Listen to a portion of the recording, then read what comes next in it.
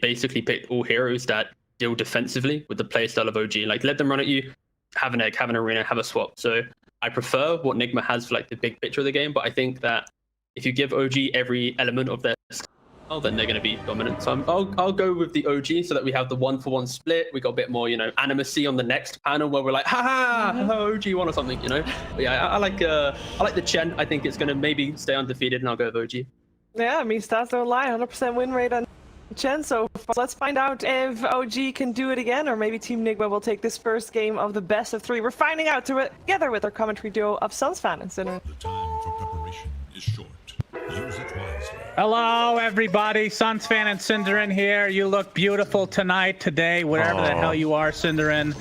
This is quite the matchup. My good lower bracket. Did not think we'd see these two teams facing off so early. OG versus Team NIGMA. We have a Chen. We have so much to talk about.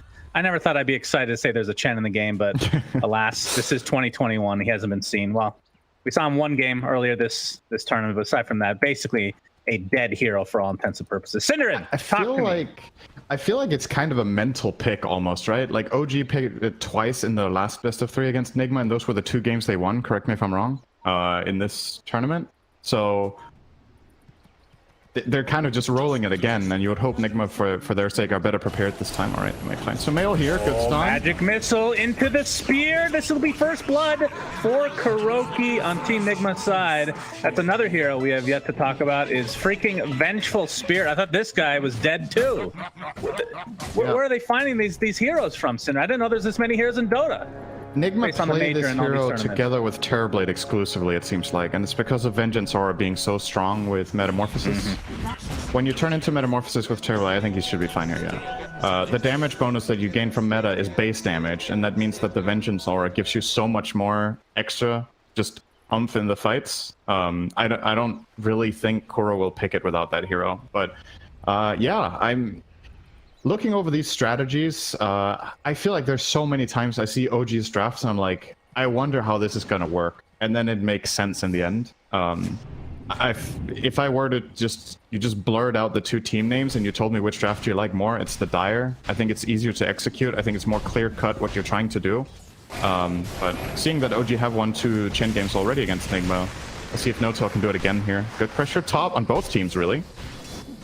LTW. In other words, you absolutely hate Hoodwink as a hero, and even more so as a core. No, as we've established this time and time again, Cinderin. Isn't that correct, Cinderin?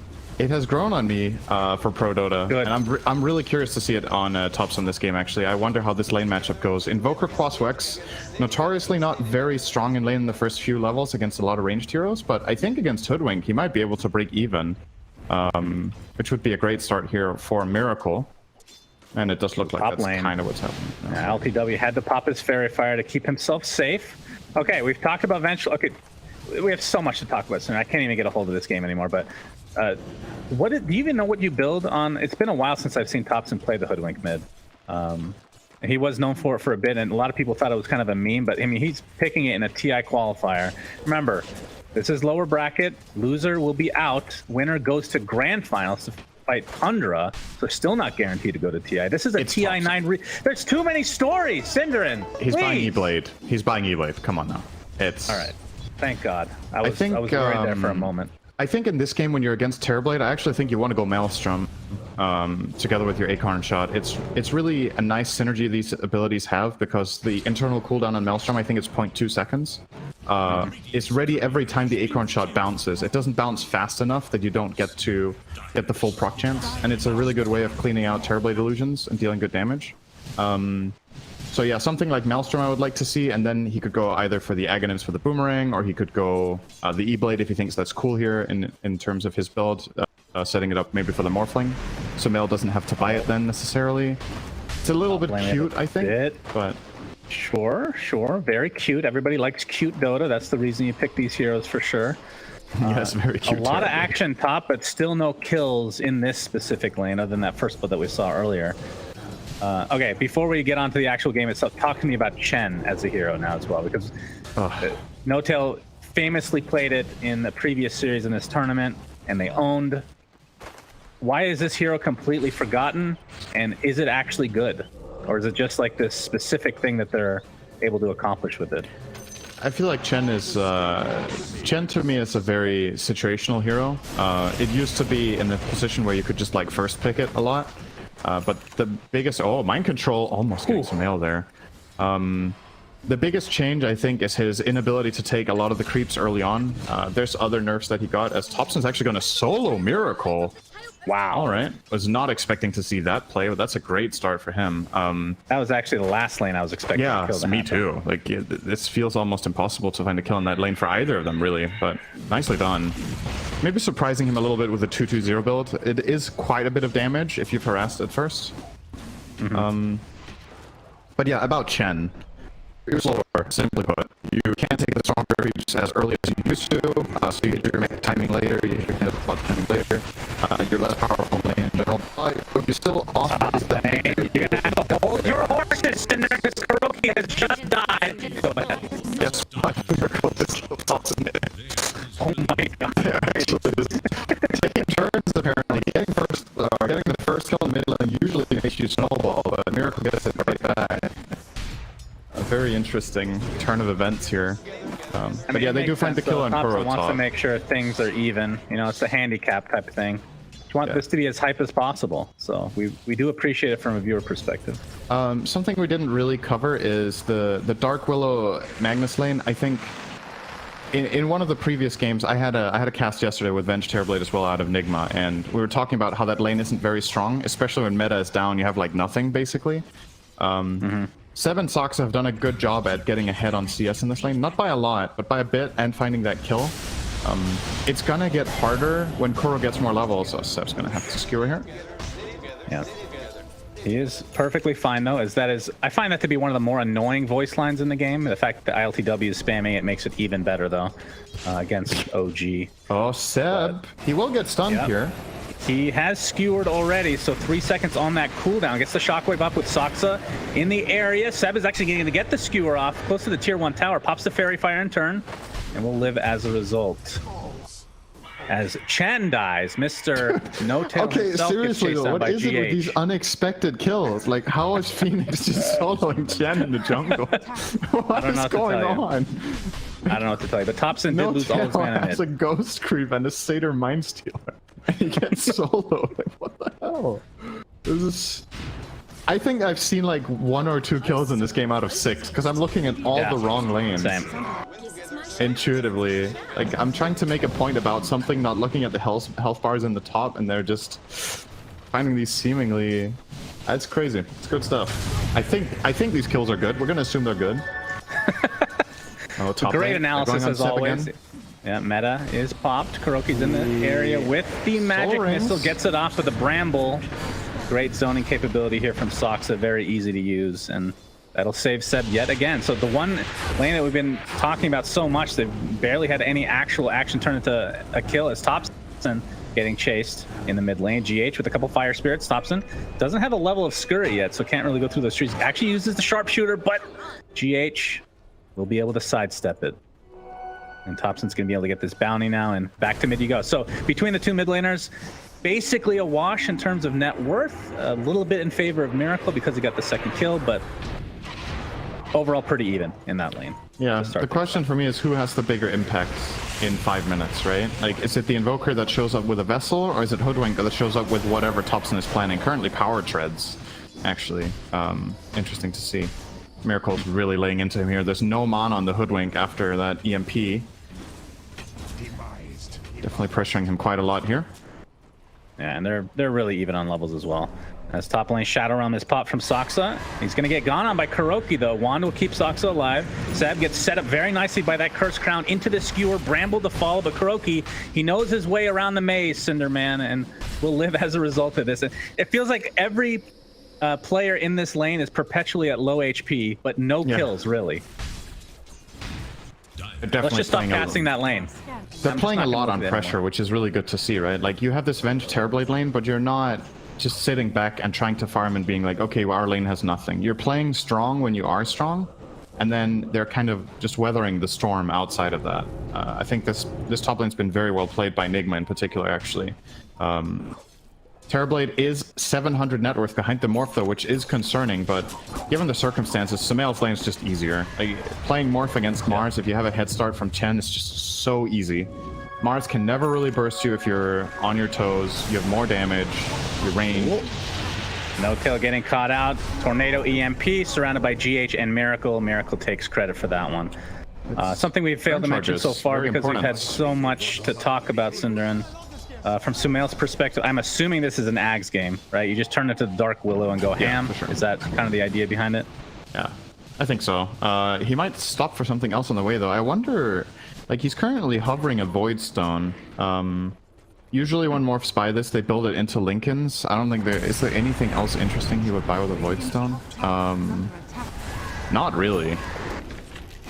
So we'll see if he changes his mind. But if he does go for that, it kind of indicates Lincolns, which I don't know if it's good here. Oh, Miracle again. Oh, wow. Combining with IL2W for this one, and they did combine beforehand for the kill mid as well with GH. So good movements coming out, and you love to see this from Invoker, right? You get those 2 earn charges from the first kill, and you immediately hungry elsewhere on the map, because it just makes your hero so much stronger. Cold Snap earn, go on anyone you want, and just keep this ball rolling for Miracle. Obviously, worth keeping in mind, this is a hero that's basically been respect banned against NIGMA every game this qualifier, and OG choosing to give it to Miracle here is it's definitely a sign of confidence and trying to like just beat them at their best, kind of. Yeah, we have Ghost Walk on Miracle top lane. He spots out a bunch of heroes. If they can get Topson again, that would be pretty crippling for him. But wraps back around, and it looks like he's not going to go for anything yet. He's waiting here for set. If Kuro connects with a swap, this can be a kill. You can swap mid-skewer to interrupt the movement. They're going to go for it, I think. There we go. Yep, Cold Snap, Magic Missile, EMP. Oh, the swap into the EMP, like you said, and that'll be it. Nice kill. So nice, easy kill. That's going to give another earn charge for Mr. Miracle, who is pretty close to finishing off the Spirit Vessel. I assume this is going to be the same build we've been seeing throughout the major and whatnot, into Midas, so you can get the Cataclysm combo and all that good stuff. Oh, they're looking for Soxa. He can't TP out. He's Cold Snap earned. Yeah, so he's stuck here. He's dead. He's done so. Miracle's getting so much work done this game. He's going to almost have the Vessel now. 10 minutes in. 42 CS is not bad on Quaswex Invoker. Minute 10. Yeah, sure. A lot of mid heroes will be really dissatisfied with this, like say TA or Shadow Fiend or, you know, these farming mids, but on Invoker, it's completely fine when you're making these moves on the map. He's top net worth in his team by far. Just getting 4 of the 6 kills he's been involved in. Once this Vessel comes out, you open some new doors. Like maybe you can kill the Morphling. You can easily stay on the target you've been killing so far, even though Hand of God becomes available. You largely negate the Chen mech for a long time. So, why is Sumail buying Lincoln? That is strange. I mean, is swap something he's super worried about? It is an instant cast. We're going to see that use top lane. Yep. The skewer comes off though. Mind Control gets off his arena. This looks to be yet another easy kill for Team NIGMA. Although, Hand of God keeping him safe for now, but another Magic Missile will come. He actually uses RP to try to get away, but it ends up failing in the end. Now Soxa has come, has the Terrorize. Doesn't want to pop it yet though. Gets the Bedlam, but the spear against the wall, and they could potentially turn this around as Sumail on the backside available here. They're going to lose another hero though for Team NIGMA in terms of their advantage. Just 10-2 right now, looking really good. That was such a big outplay from Kuro and Mind Control there. Just beautiful stuff, really. They use the arena, they don't spear, and they end up killing Mag without using it. And then when Soxa connects and starts going on Kuro, Mind Control finds the spear right before he gets stunned by Cursed Crown. So just outplaying every single move OG were making there, and in the game in general. And it looks like they might be looking for more here. Miracle is hovering around. No Vessel yet, 50 gold to go. So probably not going to pick Morphling as the target, but yeah, great target here would be the Willow. He is doing. Soxa is basically already dead here. It's a matter of how much can he get done. Egg is popped. Sumail. Oh, the Deafening Blast with the spear is going to keep the egg alive, and it will pop as a result. But Sumail already gets his attribute shift off. Actually gets poked back into the arms of Sumail. Gets a nice adaptive strike off as well as GH with the heal from the sideline. NIGMA are extremely low right now. They're going to lose Miracle to start things out. Looks like Kuroki is next. So nice turnaround from OG. As they get 3, this is going to be close to a wipe as ILTW is nowhere to be seen, Synderin. Mind Control onto the high ground. A couple more right clicks from Sumail. Adaptive strike, shockwave. Oh, the arena is placed, but not in time. I was sure they were going to kill Soxa trade. there. aside from the tier 1 bottom that ILTW's getting. Saxa started that fight using Shadow Realm, and I think he got Cold Snap earned, but somehow Nigma's hero just couldn't get to connect on him, just got zoned off. Maybe it was a good bushwhack. I didn't really see it. Was kind of weird, but obviously it's easy for us to say with the full vision that we have of the two teams. I guess from Nigma's perspective with the vision they had, that just wasn't clear-cut at all, what they could have done there. Oh, we're not done yet. We're going to go immediately on to No Tail. Yeah, we can see the spear He's gonna live, I think, unless this snap, connects. tornado. Gonna connect on the creep. That'll be very disheartening for No Tail, but the Sunstrike being dodged. Very nicely done. Did I hear a sky? He's gonna live as a result again. Gets out the tip as well. So we did see ILTW solo that bot lane. I mean, is that a fight where, I mean, again, you talked about hindsight and us having vision and whatnot. Is that a fight that you would expect a Terrorblade to show up to? Not really, no. I think, given how that started, if they don't get this perfect control on Miracle really fast, I do think that could have been very clean for Nigma. Having that Shadow Realm used early means if you get caught by any spear or anything when you come out of it as well, you're just instantly dead. But Saxa managed to weave through the tree line really nicely to set something up. Yeah, Terrorblade doesn't need to join that. So talk to me about Magnus as an offlaner. Obviously, we've seen it. I mean, it's a flex here between mid and offlane a lot of the time. I mean, we've seen it some support as well, but not having a true empower here. You get the bonus damage, obviously, on Morphling, but don't really get cleave. Is that actually an issue at all? Because typically we see if you want an empower partner, it's something that help amplify the farm early on, like a PA or whatever heroes that need items to farm. Empower is pretty good on Morphling because he has insane base damage, right? Oh, Seb's dead. Flop. And this time I'm confident. EMP. Are you confident? He makes it to the high ground and then dies. His dead corpse is there with Synderen's name on it. The egg was popped as well. He did not get mech off. That might have actually saved him. They also find tops and bottom with mind control and ILTW. Love this from ILTW. Instant TP mid. Like 2 dead heroes, I'm gonna push this tower. Click on that. Yeah, he's gonna apply a lot of pressure to the tier 1 tower, and there's the tornado with the meteor coming down onto No Tail. He's gonna live though with the help of Sumail. Terrorizes there onto Miracle. He's gonna get bursted down like none other. So ends up being a 2-for-1 across the map here. I was gonna say I've seen 1 Thompson death, and how many deaths does he have right now? He has 3. So he's kind of all over the place. Bit too overzealous from Miracle there. I think if he doesn't try to dive, they actually just get the tower. But trying to dive that Chen got him really out of position, and Saxa with a very quick punish. And not only that, but this is even a siege creep waves. This is like perfectly aligned for OG to push their own. Oh, Swap magic missile. Thompson looks to potentially be dead again, but the nice mech coming out, keeping him alive, and now Kurogi might be the sacrifice. There's an RP. It's only onto ILTW, but this will be an enormous kill. They're able to get him. Oh, sorry, that was mine. They look very similar to the Mars and Terrorblade. Very similar indeed. They both have teeth. Huge bodies, totally different colors. Very easy to mistake. Yeah, they're both heroes. GH in the meantime gets blown up as well, and somehow OG has just turned this around. It feels like when they're behind, they play better. I don't know if that's just me.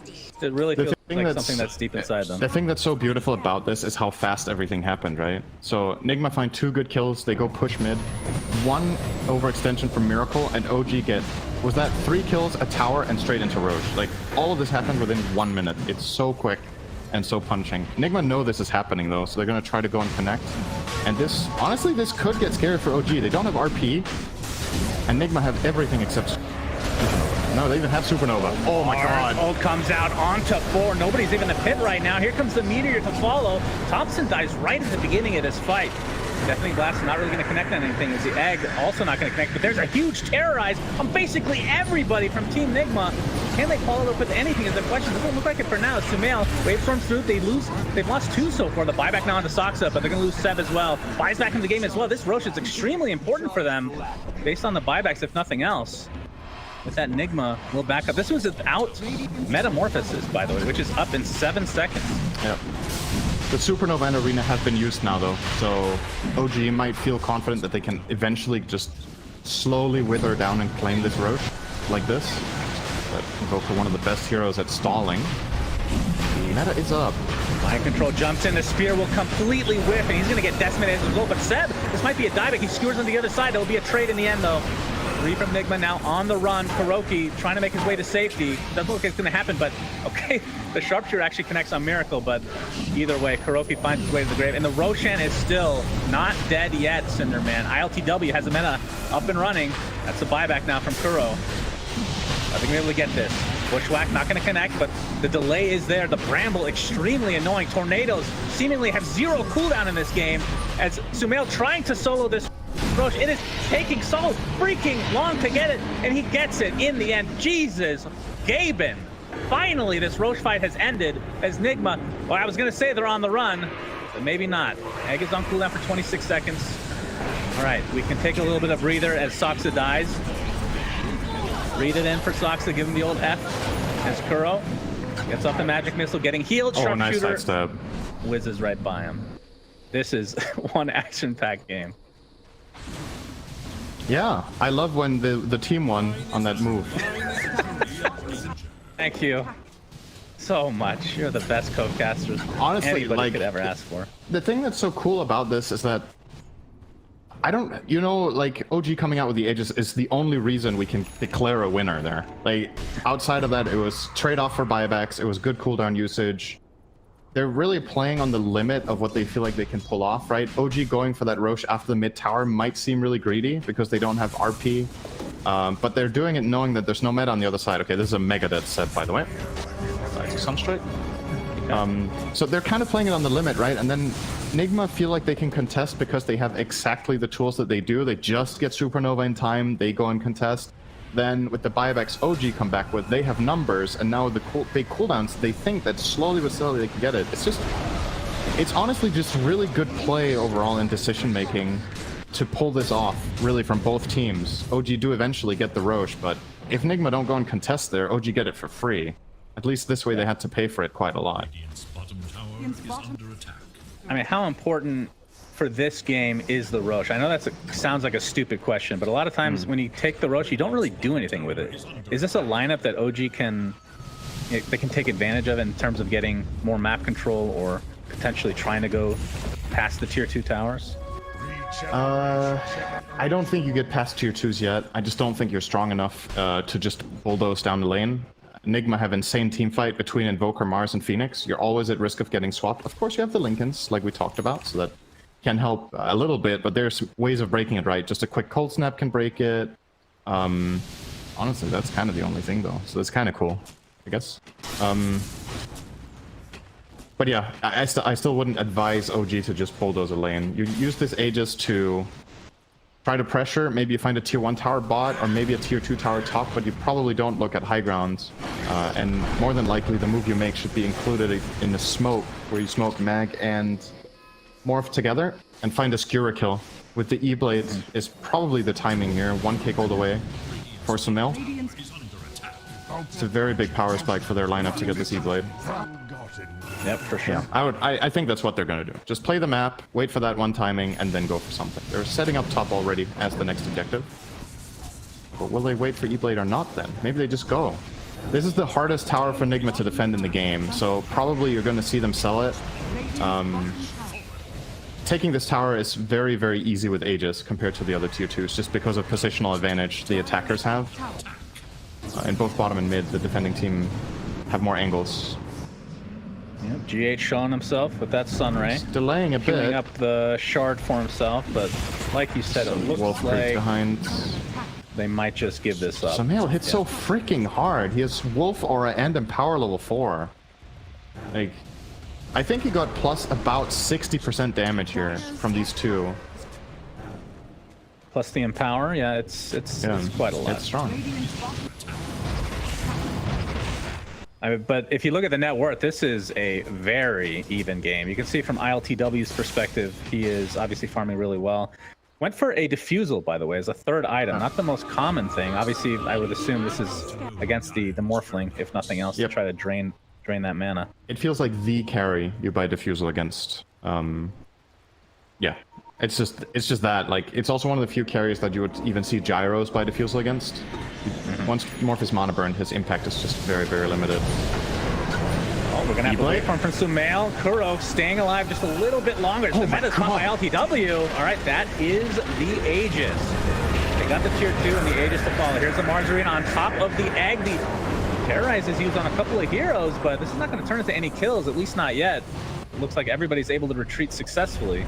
It is a really good Terrorize, though. Without this Morph dies, he absolutely has to cast it to save Sumail. He's caught in the wall of the arena. There's Vessel, there's a Terrorblade just laying into him. Chen's heals are relatively insignificant in that instance, so, yep. Good Terrorize, and now that meta is used, OG could look for their own move. Like, yeah, you've expended Hand of God, but I think this trade-off favors you. There's no Supernova either. They just got scanned, so NIGMA are aware of this. No doubt about it. So, while we wait for this failed gank, I assume it's going to be a failed gank. We can talk a little bit about items. Maelstrom is done from Thompson.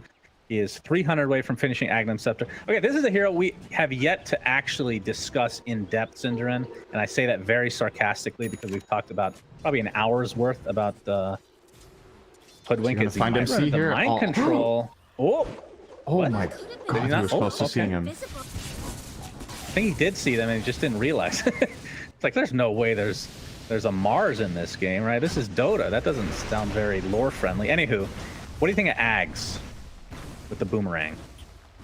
I think it's pretty good, especially with Morphling. Like, marking a key target for the Morphling to kill is very strong.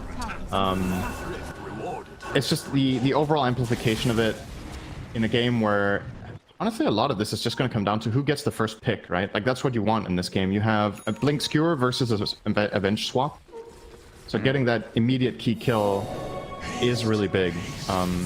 I still have to fully start appreciating the Ags on Hoodwink without having Lens. I think having cast range limitations can be annoying on this hero. Because if you cast a boomerang, you kind of expose yourself in this game. Like, you can then get caught by level 2 swap, or you can get caught by a Mars Arena, you can get caught by a tornado at any point, right?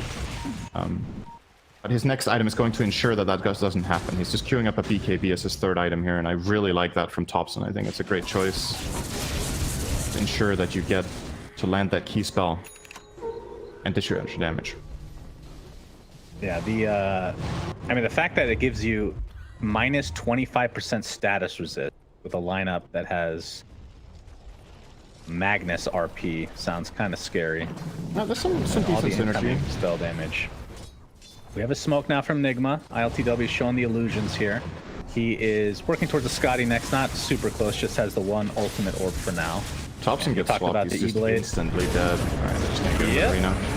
He's dead. You got the Sharpshooter off. What happens when you die with Sharpshooter? It looks like it goes off successfully into the wind. 50 seconds on the deck, no buyback, but big Terrorize into an RP! But there's the Phoenix Shield from the sideline as now Sumail getting Force Staff to safety. Tornado's going to connect with that Spirit Vessel applied. He turns into Phoenix, though. Dives to safety. So clutch for No Tail, okay dude. For now. No Tail. He's the one getting chased out. The Fusel Blade is enough to easily take him out to 344 right now. They take out the Mars in the turn. Miracle is in so much trouble. He gets dropped like nothing. And Sumail, I thought he was out of there, but he goes back in to fight. Really well done. Oh my goodness, that was so clutch from No Tail. All right, hang on, we're not done yet. Swap. Magic Missile. These heroes are all over the place. ILTW pops the meta. They want to fight for sure. First crown is applied to him as Kuro's getting chased by Sumail. We'll just assume he dies here. Looks like Seb's going to get to safety, though, in the meantime. And GH, Sumail might be in some trouble. Gets off the attribute shift, though. Doesn't want to be in the vicinity of ILTW, of course. Okay, so basically the way NIGMA start that fight, they kill the Hoodwink for free. Oh, well, they use Arena, right? And then we get this good RP coming out from Seb with Morph on top, but they cast Vessel on Morph, they start laying into him. He's used E-Blade offensively, so he can't save himself. But guess what? When he gets Tornado in the river, a little Satyr creep walks in and with one Purge removes Tornado and Vessel. It just sneaks up the river and full-on saves the Morph, gives Sumail a reset, and he can come back in and find that miracle kill and eventually get out. The little Satyr that probably saved the entire fight, to be honest. I think Sumail is dead there and Miracle lives, and then NIGMA get extra kills on the way out. Damn. So huge. It's the little things of sometimes. The game. I mean, that's the thing that with you would Chen, right? Barely ever see. There is always the potential, right? It's just that a lot of the times you don't find these moments where you theory craft what the hero can do with these neutral creatures, right? Like, Ice Armor can be amazing, the Purge can be amazing, the Auras can be amazing in the right moments, but a lot of the time you don't find the moment, even if it exists in the game, but No-Tail finds it there. Really, really key moment from him. Dude, this game is so close, actually. It's really close. No-Tail is working on a shard, by the way, so that'll allow Divine Favor to be cast on allies, which gives you the old TP back. Yeah. Okay, he actually stunned himself there. Mind control. Okay, the Cataclysm. He's just obliterated. Sometimes you just die, you know. Yeah, horribly. I wonder how many times they could have killed him there in a row if he just respawned instantly. Mini game.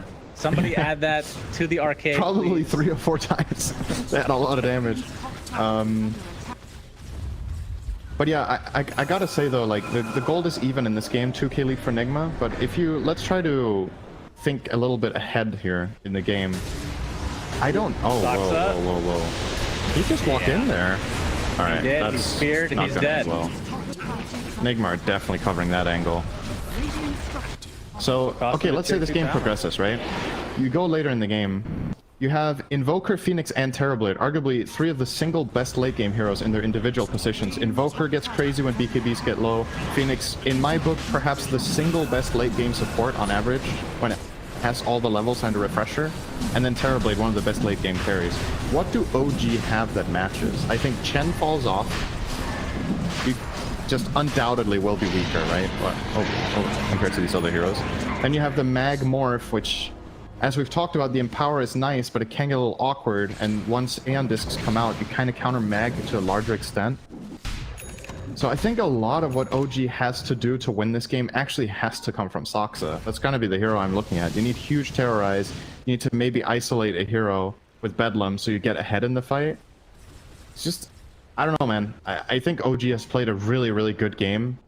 But for me, strategically, this is when the real battle begins. You didn't get ahead with your Chen strategy. Now you're 30 minutes in against Aegis and Cheese. This is they definitely going to be hard. An uphill battle to fight for sure. The shard, I'm actually not 100% sure who took it. It's either the Phoenix or the Invoker. But either way, I think maybe GH had the shard already. It's the Sunray through Egg, obviously. And then Miracles is the triple meatball surprise. The shard one is great with Mars, right? I kind of like the old shard concept. I feel like it could have been worked on a bit more. The Vector Ice Wall. I think that was a cool idea. But yeah. I wonder why that got removed so fast. Oh, ILTW. Oh my goodness. All right, Boomerang onto ILTWs. We have the Mars Arena out. Thompson's in a lot of trouble. Cataclysm to follow. He's going to get clipped by a couple of those Sunstrikes. Puts out a tree. I thought he tried to go to the low ground, but it didn't work. Is he still stuck here? The Sunray doing so much damage, but Thompson finally finds his way out. Oh, RP was used. Only connects onto Kuroki, and Seb is going to pay with his life. It's going to cost him Kuroki, though, so it's a 1-for-1 trade, but that's an offlaner for position 5. All right, tell me this. Tier 2 is destroyed. You get a 0-man RP, and the enemy support dies. Are you happy you got a kill, or sad that you missed the RP? Probably the latter. Yeah, probably me too. That was just not good. That's no need to sugarcoat that. Seb just blinked RP'd the ground, and he even had the ward vision. He had vision advantage. Just airballed it completely. Well, to be fair, they did get Aegis, so that is something. They did. I mean, it was a really good job. It wasn't because of the RP. That is correct. I mean, you can, if you're trying to, when you're in a team, you need somebody to boost the team up a bit. You can include the RP as part of the reason that you got the Aegis, but deep down inside, you freaking know that it had nothing to do. Just one of those things. Got to play the mind games with your own team sometimes. But yeah, Thompson has a BKB. They have the single target damage, right? So the way they kill LTW, you obviously have the E-Blade Morph, you have the Boomerang, as well as the Dark Willow with Bedlam if needed. If you connect all these things, you can definitely kill him. He's playing without BKB on Terrorblade until now. He just got it, so now it gets a lot harder. But yeah, OG, they do get the Aegis away, but it's still a 3k gold swing in the way of NIGMA in the following minute. So they are gaining more and more on the map. Mars closing in on Deso will be a huge damage boost to the Terrorblade. Obviously applying that with God's Rebuke, which is very strong. Miracle. Saying hello to Seb. EMP Getting wants out. to blink to safety, but Thompson is in the area. Has another scurry available. Bushwhack will not hit though. And Miracle, he's going to be spotted though. The Force Staff with no tail, with the penitence applied. Can he Look blink? at that Yes. slow. What a spell. He blinks to safety. All right, Thompson now might be in trouble, but pops that BKB. Sharpshooter with the boomerang. That's a lot of damage. Terrorize onto a couple heroes, but here comes Mind Control with the arena. Only onto no tail though. And it looks like Miracle did find his way to the grave regardless, so not able to save him. Because now Mind Control will be the sacrifice as well. So a double kill for Sumail. What started as a chase that I thought he was going to be able to get out of. Nigma. Miracle had the choice of running. He was safe. He was out, and then because of the getting the blink off, he thought there was a turnaround on Thompson there, but that BKB, I think Miracle didn't account for it. He went to Vessel and Cold Snap him, and he just got Acorn shot Bushwhacked on the Invoker and died. He doesn't have BKB yet, so obviously getting caught there By is the a way, kill. during your monologue, Kuro's been running this whole time. he It's is, just a huge marathon. He gets the bounty rune. He wants to use his spells because, you know, they're available. He does die. It takes a while to kill him. That's a heads-up play from OG though, taking advantage of that misstep from Miracle, and Miracle's team trying to help him there just gives them bonus kills and the tower. All right. Guess OG just got 5k gold out of this one kill. That's something. I mean, that's the thing when you play And it against just shouldn't OG, have happened, they... right? Correct me where I'm wrong here, Sinner. You see a lot of this from OG, but they play so aggressive. Sometimes it looks like the wrong move, but it works out in their favor sometimes, sometimes not, obviously. But at the very least, you're controlling the tempo, right? Yeah. Feels like Nigma are almost forced to play the way that OG are in some cases, or they get baited into, whereas I see what OG you are mean. the ones more comfortable playing that way. But I think in this particular moment, it was Miracle's choice. Like, he escaped the hyper aggression that you just talked about, the chase. He got away and chose to turn. So Well, that's he my knew what he point, was getting though. himself If you're not playing against OG, maybe you don't make that right, I see that what you mean. move, you know? Yeah, an it's old definitely, there's a basketball lot thing. of It's a pressure mind on you. game thing, It yeah. goes really fast. Yeah, absolutely. Oh, we have a smoke. And they're coming. Oh, Mind Control jumps in, gets the rebuke off Sumail. Doing so much damage here, but now he's stuck inside the arena. Here comes the Cataclysm on top of the egg on the sideline. Sumail's in a lot of trouble, stuck inside this arena. GH with that Sunray doing massive damage, as it looks like this is going to be an easy fight for Nigma. Double kill for ILTW, beautiful smoke execution. Thompson with the sharpshooter in the trees. Again, not able to connect on it. Seb on a cliff, only the RTZ, but Mind Control can get up there with the He's rebuke. actually- No, not enough. Wow, I can't believe he survived that, actually. That was really cool. Really great execution from Nigma there, though. They find the flank on the smoke, and I loved what Mind Control did. His smoke breaks, but he doesn't instantly blink arena. He gets in, he gets a little bit of information, and then he finds his key target, which is the Willow. He walks in, BKBs, and makes sure to lock that down, because without that Terrorize, there isn't that disengage reset button that OG desperately need when they get jumped on. It's been Soxa this game saving them in a lot of bad situations. And Mind Control just took that away from them, and this is easily one lane, maybe even two. So Mail's dead for 40. It could look like cute skewer, but No buyback. Meta is on cooldown for a long time, but ILTW still has the cheese, so not super scared at the Nigma's moment. going to respect this. They don't know if Morph has buyback, and it can get dicey with a blink skewer in their own base, so paying respect to GH OG. has a refresher, by the way. I don't know if we mentioned that. I have not. So, And now he's going double disc, egg. which we talked. yeah. The item of the patch that, I don't know if you feel the same way, would not be sad if it was literally deleted instead of just nerfed. Maybe the nerf is being deleted. I'm down with that if you remove status resistance too, then. That's a trade-off I'll take. Let's do No! Cinderin, why do you have to be that kind of a guy? Huh? Why? Status with this is cool. that. Yeah, very That cool. means you don't have to buy BKB literally every game. That's the beauty of status resist. But you That is still true. have to. I So- suppose. you still have to buy the BKB, but it Ooh, makes it timeless seem relic. like you don't. The Okay. tier 4 item for Invoker, it's either that or Spell Prism. Those are the ones you want to see if you're Miracle. And they get Oh the my other one God. as well. All right, I think well, you which one's more important? probably give the Prism to Terrorblade? Or does he want to have the Sliver? I'm just thinking you can spam out way more map pressure with Conjure Image. You get lower cooldown Metamorphosis. He's actually taking the Prism on Invoker, so... Okay, so GH will get the Relic. That's also a good split. in cold blood. Yeah, I mean, you got to talk about GH does a lot of Titan damage. Sliver. In terms of the Titan Sliver heroes, I mean, Terrorblade has got to be top 2. Oh, right. It's a Morphling's up TB. Of there course, as you well. want the sliver for the base damage. Yeah, no way. You definitely keep that one. Usually the 20% base damage is like, it's just not that much. It's the other stats that are this important, but damage. for him, it's very Look at nice. it. So they got at what? Telescope as well. So now Kuro gives him bonus attack range. He has basically permanent double base Oh, damage. right Cinder, man. We got the arena. Soxa looks to be dead at the start of the fight, but the RP from Seb comes on the sideline, but the BKB already popped by Alex to W. And there's the buyback now from Soxa as the egg forces everybody out. Seb on the run. BKB no more. Seeing power off just before. Now Miracle applying some pressure to No-Tail. As this fight is very segregated. Swap onto ILTW. Still has the Thunder, but there's the Terrorize. Do they have the damage to actually burst through him? But the Sunray coming through as well. Trying to heal as much as he can. But Soxa with the Bedlam, that is enough. Terrorblade is dead. Does have buyback though. It's going to cut Sumail though if he's not careful. Trying to heal up through this Sunray, but it's not going to happen. A triple kill for Miracle as he is just going ham right now. Fully healthy as well. With that Spell Prism in his inventory, Soxa gets off the Yules for now. Seb on the sideline. He cannot do anything with this Cold Snap Spirit Vessel combination. Ultra kill for Miracle. He's looking for more, but now he's a little bit low. Soxa gets off the Shadow Realm, but Miracle's going to live for now. Looks like he's going to be okay. Looking for No-Tail on the sideline now. Goes up to the high ground. He wants his Rampage, Cinderman. I don't know if it's too late. He gets it. Rampage for freaking Miracle. He's now inside the arena. The triple meatball surprise as Sumail has to wait for him to safety. Only he and Hoodwink are alive, but maybe not for long. This could be a dieback onto Thompson, and it is just that. A double Rampage for Miracle. And that might be it for game 1. Holy jeez.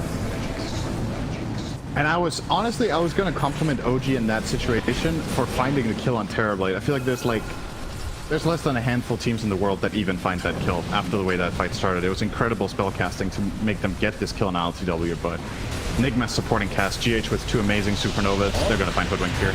BKB is ready. Skewered back into the brunt of things. Stops with the BKB. He's just melting under the pressure. And Sumail looks to be next. He finds Kuro, but that looks like it's going to be the only kill for him. He's getting his attribute shift off, though.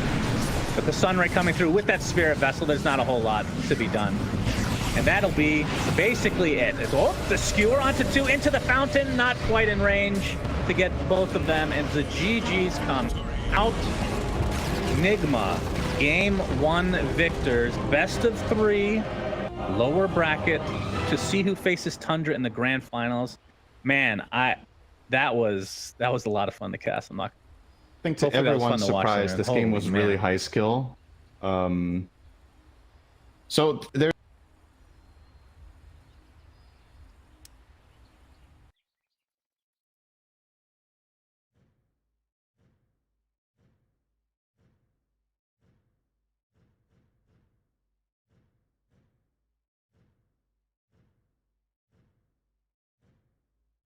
To OG, and this time OG, they want to play the slower game. They just want to get Sumo to top net worth. They want Thompson to have BKB plus 2 or 3 items, and I think NIGMA just trying to now take OG's playstyle, which is kind of what NIGMA wanted to do during DBC, right? Croaky always mentioned they want to play aggressive, and this is the draft to do it. Milan, I got a question, because even though No-Tail, he's got the most IO games of any pro out there, he hasn't played it since February against Tundra in the DPC, and he's paired up with Sumail, who's only in the team recently. You were talking earlier about how your IO +1 combinations, they got to train for a lot. How much do you feel like that's going to impact this game? I think No-Tail is one of the most talented players in Dota history, and I think he's got it. I think he's gonna be on point. This is a very important game. He's gonna show up. I think OG might have an edge if they show up the safe lane. I think they probably can. Like, they can dominate the safe lane, and this Sumail's not gonna wait for his item. He's gonna go and get them. He's gonna farm the enemy. That's how I can see this game going. And I got OG. I mean, I think that a lot of people would like to see OG take this one, even the Team NIGMA fans perhaps, because that means we get more Dota between these 2 teams. And I think we're all for that. I know 2 people that are definitely all for that, Sunsfan and Cinderin, ready for game 2. Thank you, Shiver. Cinderin, is this an Alchemist game? Yes. How do you know? There's an Alchemist on the Dire team. Oh, okay. Just checking. Thank you so much for clearing Yes, that. you're welcome. Thank you, Rich. They've already smoked up, and it's going to be broken, and Soxa was in the trees, so it's like they'll be spotted out. I gotta to me say about these before we lineups. get started here, yeah, so it looks like nobody's gonna run into each other here yet, at least. I really liked seeing this draft. I think it was very clear, like the panel were talking about how much flex mattered in it. Like both teams were consistently trying to outsmart each other by picking a hero that can play another 3 roles, etc., etc. And they end up with a 5 Razor, offlane Alchemist, and finally last pick Miracles mid Ember. And this is a very good Ember game. Nice deny there from Soxa. I think Ember is a really good hero against, first of all, against Centaur, because it's something that Stampede can't get you away from. The slide chains are very reliable and strong setup for Luna as well as Tusk to connect. It's a good spell against Windranger. And also against like Hoodwink. Like, I find that any mid hero, any of the spirits in this game would actually have been good, right? When you look at the Radiant lineup.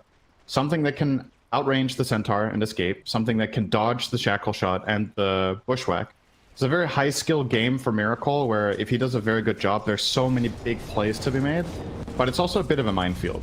So just to be on his toes here. Cool draft though. OG getting IO Gyro. I mean, individually, like looking at some of these here, first of all, we get to see Alchemist, which isn't the most popular hero these days. Offlane, which means he probably, correct me if I'm wrong, will be going for Ag's Gifts at some point. That was the standard, at least back in the day. We see a position 5 Razor. What the hell, Synderin? As you can see, the Kuroki's Razor history here. Yep. And not that many games. It's true. He lost with it back in October 2014, and he was like, okay, I'm never picking this hero again. Then 5.5 years later, he forgot the promise he made, picked it again, and then he was like, oh, wait, I'm never playing this hero again. But this time, only 1 year later, I guess with age comes earlier memory loss, so I guess he forgot it again a little bit faster this time. But yeah, Kuro's last 2 Razor games with some losses there. I think a really cool thing about the Razor pick this game is that it's obviously targeted against the Gyro at the point in the draft that they get it. But when NIGMA realized they can get a lot of value about putting it support, they actually don't skill the static link level 1 against Gyro in lane. He skills Plasma Field, and what they do against this IO Gyro lane, they literally just shove in every wave. They Plasma Field it, they acid spray it, they get the CS, and they back off. This is a really, really good way for a lot of dual lanes to play in quote-unquote unfavorable matchups, is to avoid the fight ever happening, right? Like, they're actually just going to keep doing this, and they're going to send down Mana Regen on Kuro, as well as Mind Control, probably getting... Does he have a Soul Ring already coming down here? No, he doesn't. But I do reckon he will get a Soul Ring. And you just keep pushing it. That means IO and Gyro don't get to play aggressive on you. Concoction? We have the Homing Missile coming out, but the Concoction early level from Mind Control. Pretty good damage. Applying a lot of pressure here. As Thompson again gets first blood mid lane. So these guys in their mid lane, I'm expecting Thompson to die in about 15 to 20 seconds for no particular reason. This is like ridiculous, like level 2, level 3 deaths. That is not super common at all as Miracle comes back to lane, so he'll be at the disadvantage, but he has the HP advantage right now. I think in this game, the kill mid was more likely than in the last game, I think. True. I think Windranger does have, with how, especially knowing Thompson's player personality, right? He's possibly the most hyper-aggressive mid laner when he has a favorable matchup. So he's literally just constantly running at him and harassing him. Bottom lane, lots of damage once again. IO, one of the better supports at dealing with this from a defensive perspective of keeping the carry healthy, but not very good at pushing out the wave. So once again, they're just going to keep shoving this into the Gyro and IO in the bottom lane, and then pulling non-stop. Same story from NIGMA. And I mean, this is just going to force OG to buy even more in the way of regeneration as well. You can see that's coming out in the courier. But talk to me about Razor versus Gyro. Is it the idea that static link is just even more effective on Gyro once he gets it's basically like you're taking double damage away from him in some respects, right? Right. As far as the core matchup goes, the idea is that Gyro's late game and mid game contribution is so much from flat cannon and the second flat cannon in a fight with the 18-second cooldown. If you static link full drain, Gyro struggles in a lot of fights to get that damage output out. And like you said, it's great against the eggs too. So that is the idea as a core. As a support in this game, I don't know if Kuro can rely on finding a link on Gyro. He's obviously going to try, but I think OG's job here will be to make sure the support Razor just doesn't get into the fight. Top lane, we see If he Ice starts running Shard at with that the Gyro, tag team, but the Bushwhack is there from Soxa to save Seb. We'll talk about the Centaur in just a moment, Cinder, because, you know, me and him go way back in terms You're a of... fan. Not as much anymore, I'll be honest, but, you know, it is what it is. We've had our time in the sun. Sometimes you just got to move on. But you talk about how it's not particularly good against the Ember, but what about versus everybody else this game? Is it just like one of those generic off-lane heroes where, you know, it's not like he's terrible by any means, but does it have like a really good place going to the mid game? It's a good hero against Luna. The way Luna lineups work is a lot about balling up, getting in there with Eclipse, dealing a lot of damage when the fight is contained, and Centaur can break that up with one button, as long as you're not caught by chains, right? Or a concoction, they can reset. I think it was also just a, like, not just that, but it's also about what hero pool OG usually play with, right? Like, some of Seb's heroes were banned in the last phase, and they want something that pairs well with a Hoodwink in lane. Centaur Hoodwink is a very strong burst lane. It's the kind of heroes that Hoodwink really loves to play with in lane, are the ones where you hit a Bushwhack and the follow-up is so overwhelming that you can find kills. Alright, well, gotta hit it though. Yeah, that is unfortunate. I mean, it's only a level 1 double edge. Like, how much kill potential do they actually have? Because back in the day, the kill potential with Centaur, okay, he's going to get stuck in the shards. The Lucent Beam is there as well. The Fairy Fire is going to keep him alive. He gets the kill first, but falls shortly after the ILTW. Not bad from Seb to trade there, actually. Sure, the kill goes to Soxa, but I thought that was just going to be 1 for nothing. But he did have the damage. I want to point out, by the way, Thompson is dumpstering Miracle this game. This is not even remotely close. Last game, he got the first blood. Miracle got it back, and then they kind of equalized. Thompson is 1,000 net worth ahead minute 5.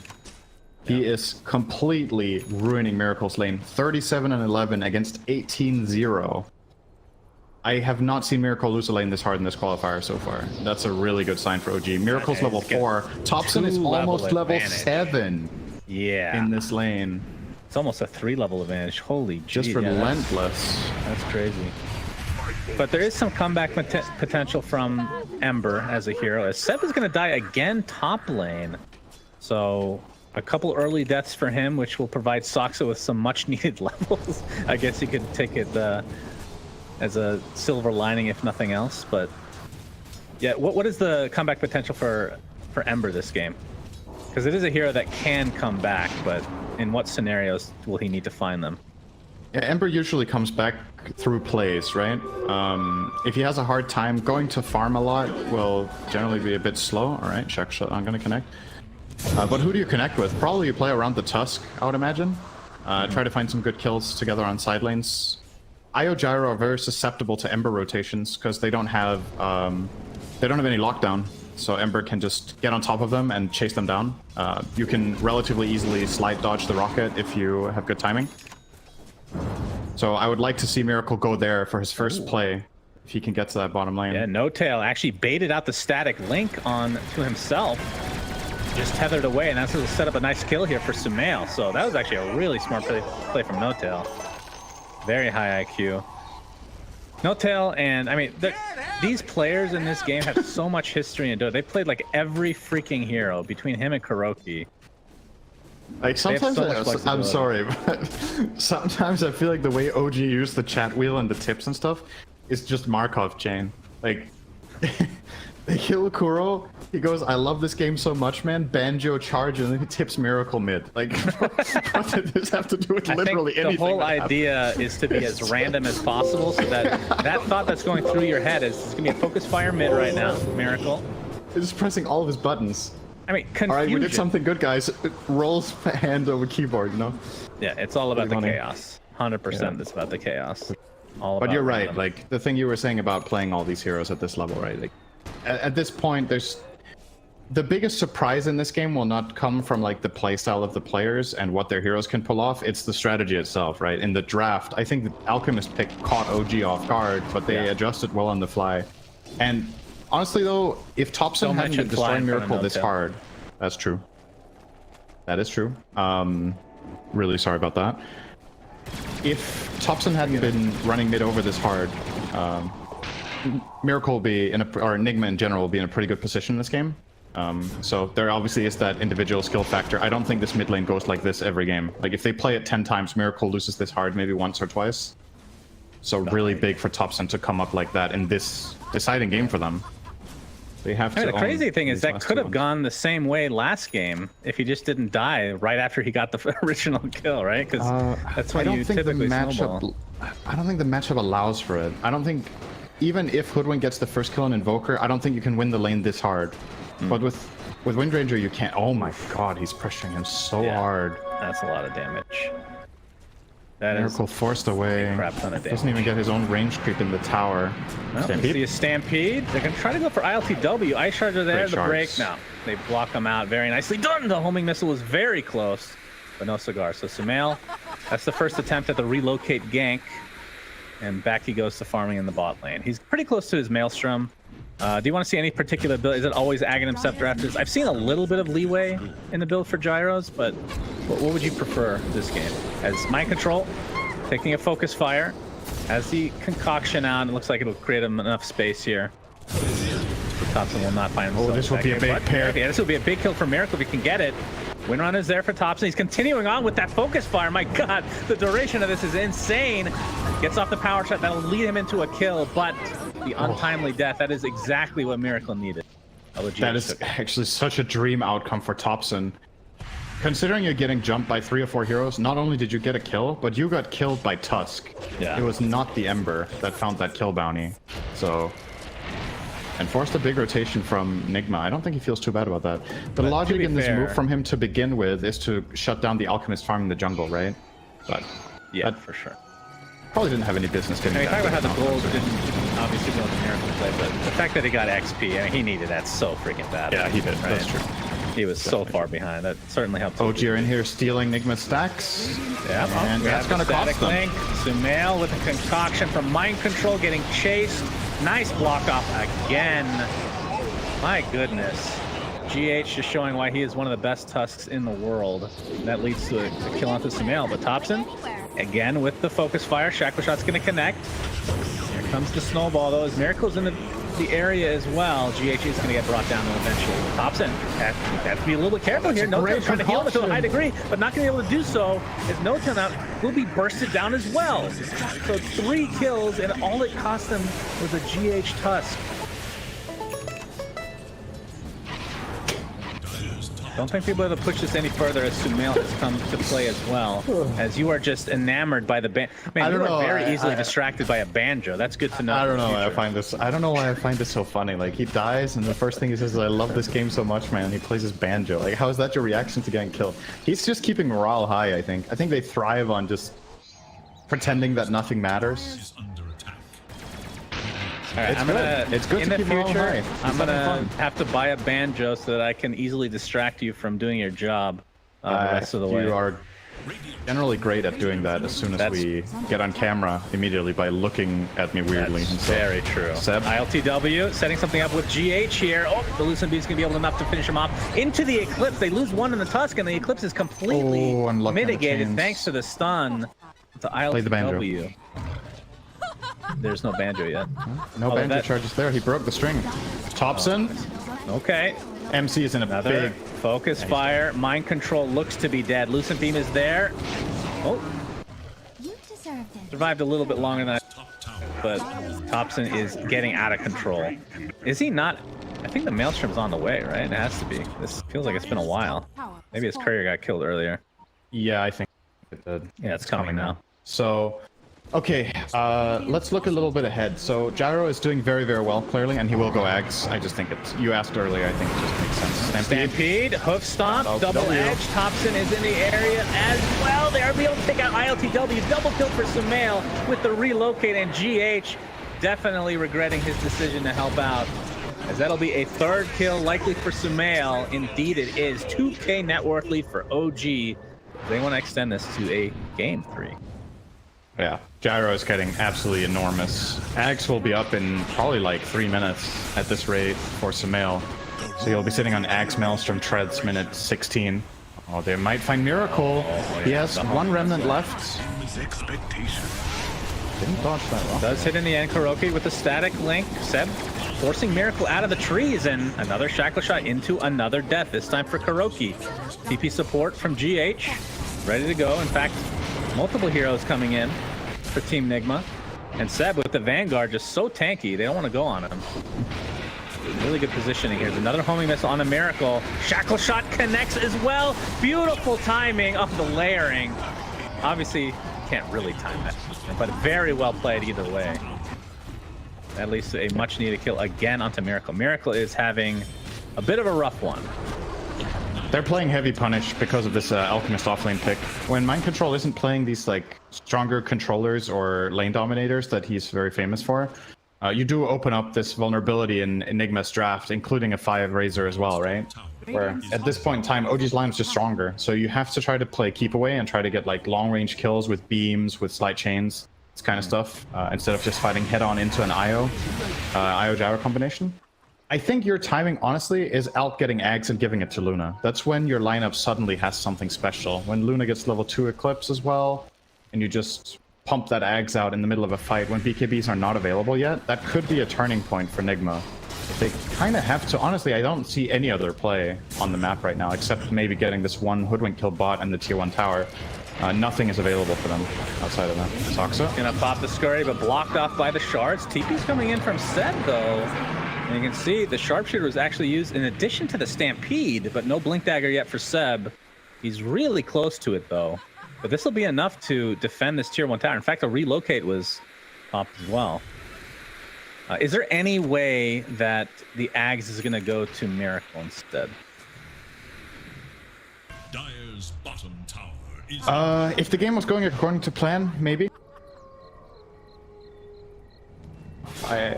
It is a great Ags, but I don't think Miracle's game is good enough that he's going to suddenly just change the entire outcome. I think they need to play for that team fight personally, but I could definitely see them choose to do it. It's one of those two, right? Of course. It goes without saying. Wait, you don't want to see Ags on Kuroki? What are you talking about, Cinder? Yeah. 5 Razor? I mean, or to be Tusk, fair, just kick away the Tusk, gyro. Okay, Tusk kick is very underrated, but it's a late game thing, and it's against like BKB specifically. That's really strong. But yeah, not gonna happen here. Except with the dagger, he's looking for an opening here. Kuroki's in the vicinity. He's not giving his Aghanim Scepter to him. That's very, very unacceptable. That is the captain of your team, Sumail. Looks like he's gonna go for this ancient stack GH. Yeah, we got the shackle shot, and that is going to be the death of Tusk to start this fight out. It looks like the rest of Team NIGMA not really interested. And like you said, the Ags is on Luna, so you'll get that big time Eclipse, which you can cast on heroes. Miracle, he is focus fire, but looks like he's going to be fine. Yeah, they're doing a really good job of invading this jungle. As Mind Control has to concoct himself. That's unfortunate. They're going to actually... Stampede is there. The host stomp, it's only going to connect on one, but it is Mind Control. He'll take that any day of the week. Sumail gets credit for that one. And potentially Roshan is next. 6K net worth lead at 16 minutes. This is a shellacking. All right, give me your guess on what Gaben thinks in terms of win rate right now. Give me your best guess. Let's see. It's against an Alchemist. But then again, you have a Razor support, which he probably doesn't have any data on.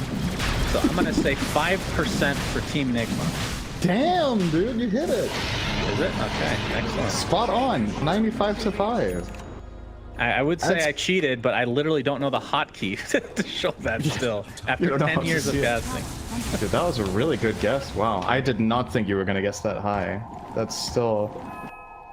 Yep, it's a problem. We don't need to sugarcoat it. NIGMA are getting owned. They're 7k down with an Alk. They got bodied in mid lane. These earlier moves have just snowballed with the IO gyro, and I honestly think you're literally looking at... You need to get a 2-hero slight chains combination with Eclipse on top. It's probably your only win condition right now in a team fight, is that exact play. And time is ticking, because BKBs will come out. So you kind of got to look for it now. His remnants are right where Sumail was. The remnant out close to his tier 2. Looks like he's fine. I mean... ILTW is level 12. Oh, perfect ward by Soxa. Hey, you saw that? He just saw that smoke. Thompson would be a big kill, but they know what's coming.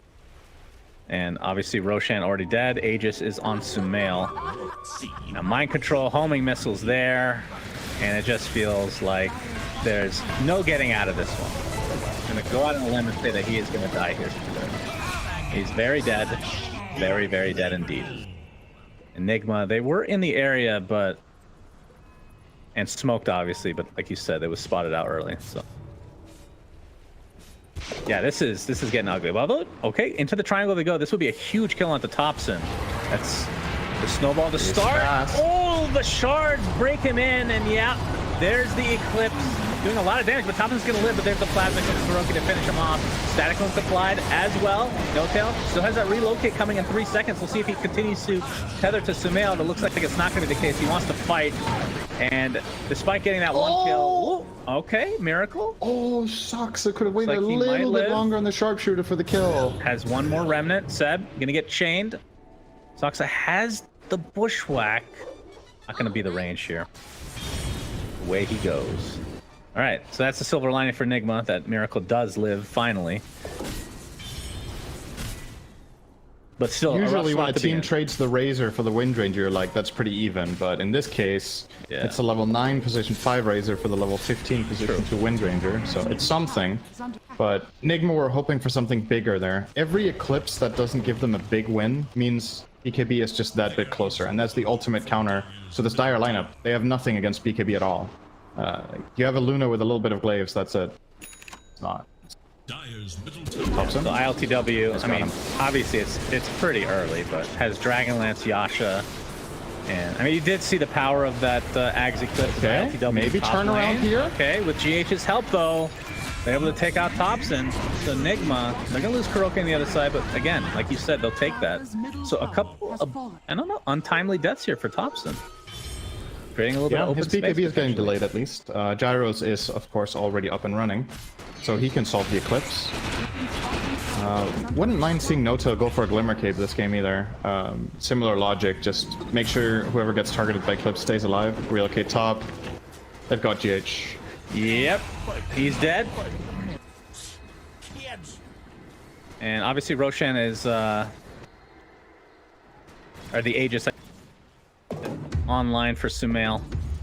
Is this, so this feels more like a lineup that can go farther than tier 2s with just the first Aegis. Do you agree with that? I agree, yeah. I think so. We'll see what they can do with it. Sumail's now working on a Scotty for himself. The BKB is at 9 seconds, so it's the max.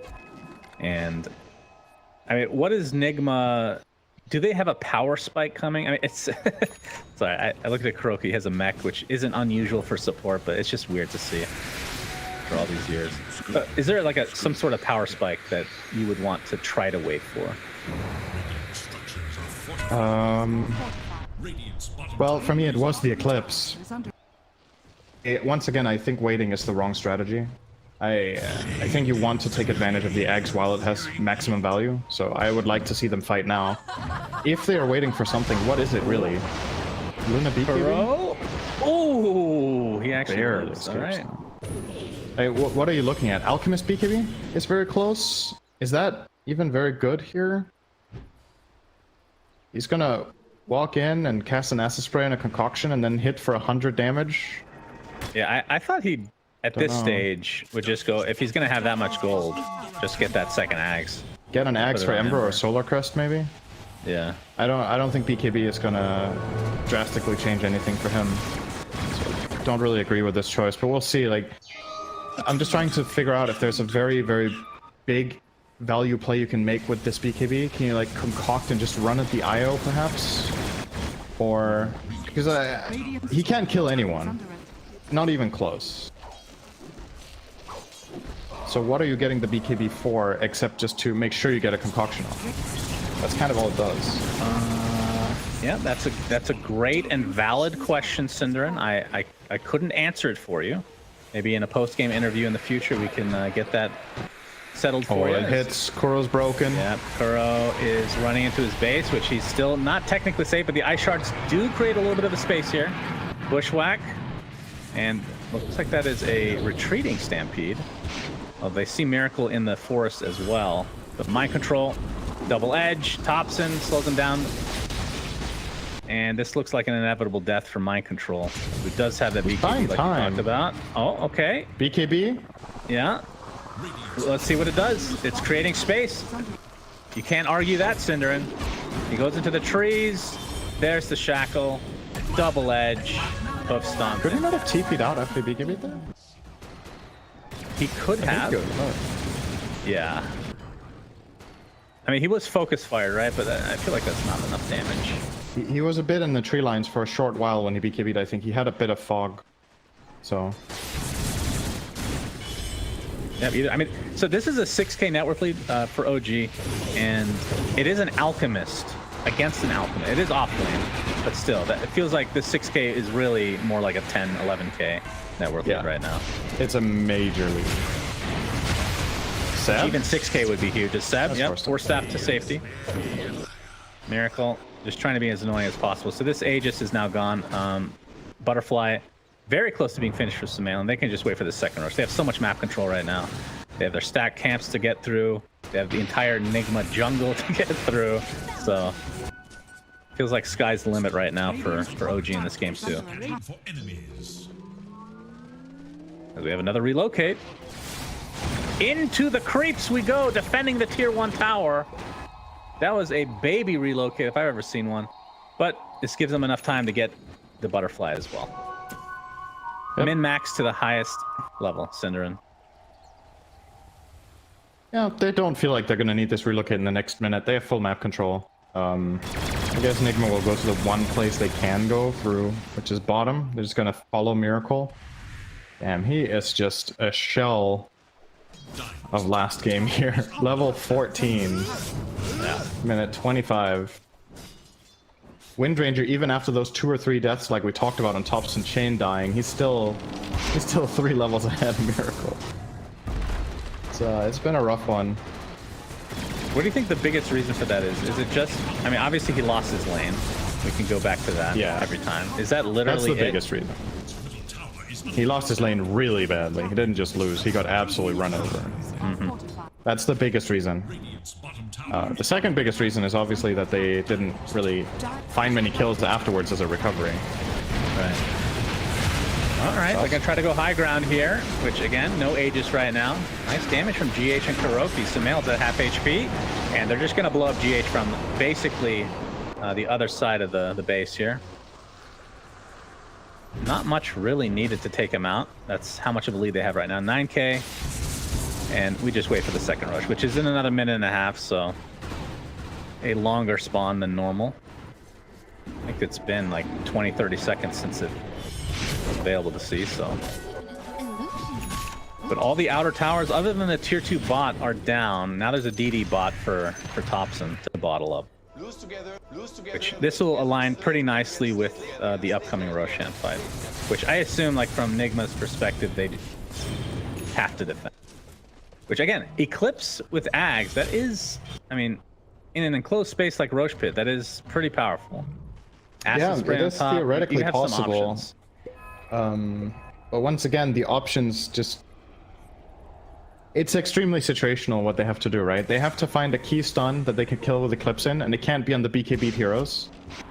They can't really lead with anyone because they have no dagger for the catch, so it can only be an Ember Slight Chains, which is not a stun. And they're playing into relocate with mech. Okay, Mind Control just BKB TP this time. He was successful. Yeah. I think that's literally the reason he bought it, as Kuroki is going to get dropped in the river. So he wants to push lanes and then be able to BKB TP out. That's the actual reason he bought it. Your thoughts? Not a fan. Your thoughts, sir? I don't know if I've ever seen that before. That's pretty insane. Yep, there's a reason you haven't. They don't have any BKB piercing stun unless an MKB is picked up, or a BK or basher, which no one's really gonna get. It's interesting. I don't know. I'm still puzzled. Like, I still try to understand what the reasoning is behind this.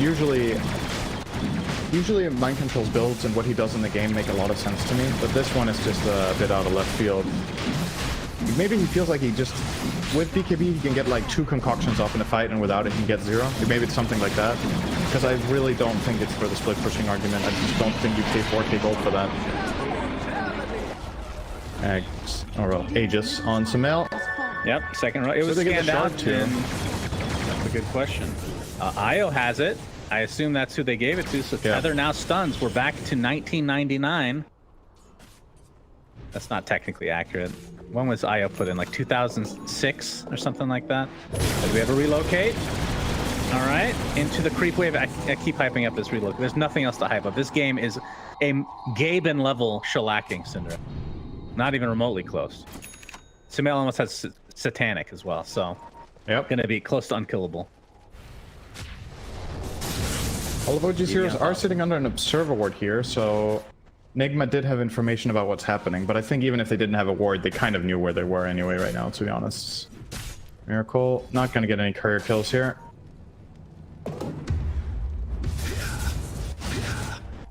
And interestingly enough, Seb is actually building an Aghanim Scepter on Centaur. That's very cool. So this will allow you to run through the shards, which have actually been the most annoying spell for them. In addition to, you know, giving that little damage mitigation and extra second to Stampede as GH getting gone on. Oh, now we'll just clip him, but they're going to focus on the towers right now. And, oh, Sharpshooter. Oh, into the power shot. Oh, damn. GH. That was basically global. Goodness gracious. I heard OG CSGO could use some firepower, guys. Oh boy, that's okay, sure. Sumail pops that Satanic, and he's going to get healed to a high degree now. Oh. And here comes the Eclipse from afar. It's not really doing that much, though, as the Stampede is finally used. It's used for initiation, though. It gets forced up to the low ground. Okay, now Mind Control, trying to do as much damage as he can. 2-7 has already popped everything, but they can't do anything against the Gyrocopter. Going for IO. IO finally dies. No tail. To his grave he goes. Only cost him 2 supports, though. The 2 for 2. Thompson looking for more. Oh my god, the Shackle shot actually connects. But they don't really have any gap close. Although Thompson uses that blink. Focus fire now onto Miracle. They're going in pretty deep. Concoction's going to be dodged thanks to that BKB. And this will create enough space for Sumail to secure this barracks, I would assume. Still has Aegis. Okay, watching Karoki's here. BKB's popped. Bushwhack. Getting static links. And Thompson, he's the one that has to be careful. He does not have the Aegis or cheese or anything of that regard. Alright, looks like Sumail is just going to have to back out. As NIGMA trying their best to hold on, but Sumail again with the Satanic. Not healing him that much right now. They're going to be able to take out Soxa on the backside as Thompson's getting quite low. Onto the high ground they go. Trophy gets up the plasma field. They finally take out this Aegis. Beautiful Shackle, but it's a little bit too late. But Seb jumps in with the hook stomp onto 2, and that'll clean up another couple members as OG looking to take this game number 2. And with that second, yeah, this is going to be a, I would likely think a double racks as Seb is just going to tank up these towers as the Banjo. I know you're distracted right now, Syndra. Banjos did go off. That's Sumail. Oh, okay. There's a couple buybacks. They can try to defend here as GH taking a lot of damage from the Rocket Barrage. Call down's going to connect on all 3, though. Mind Control the BKB. Thompson has the focus fire, and Sumail just focusing on the Miracle as that is a death again. Dieback for him as ILTW limping back to base. Looks like he'll survive, but this will be many a buildings going down. Always feels bad as a Centaur when you have no building that's able to hit you. When you get to the racks, the naked racks, he's useless. Very sad. All right, Sumail. Mind Control. Hoof Stomp. Into death. Choo Choo. Banjos. Let's just commentate the voice lines. This is a second racks now, and they could just go for Throne. Absolutely. Still die back on both Alk and Ember. But in classic TI9 style, nobody's calling GG yet. And Seb jumps in with the hook stomp. It's only going to connect on Razor. But it's going to be enough to get the kill yet again. No tail on the sideline, though. Has his tether available to try to get onto Sumail. Uses it. The move blade chase in. And it ends up taking him out. He bursts like a pinata. And it actually is a pinata because he is pretty decently farmed compared to the rest of NIGMA. All right, Sharpshooter. ILTW pops the BKB. Getting chased by Sumail, who no longer has the Aegis and no longer has IO by his side, at least not yet. Looks like there was a relocate, actually. So just refilling Seb a little bit here. Sumail's like, hey, I don't have mana, bro. Where's my IO at? Just taking me back to base. Aghanim Scepter. Onto Thompson, so the win run will be used constantly. And they're going for the tier 4, so they could go for megas, technically. The tier 2 is down, but, you know, the game, it feels so over right now. Sumail getting Lucent Beam. He does have to be a little bit careful here. He does not have Aegis. And I think they used the cheese already, if I'm not mistaken. Mind Control, Concoction is ripe and ready. Oh, he's going to use it onto a Thompson Illusion. Very sad to see. Oh, Hook Stomp? No. Looks like Mind Control is going to find his way to the grave, along with GH. And Team NIGMA are going to finally lose game 2. This game was over. It's been over for about 20 minutes, I have to say. They did a pretty good job hanging in there, but this game felt a lot more inevitable.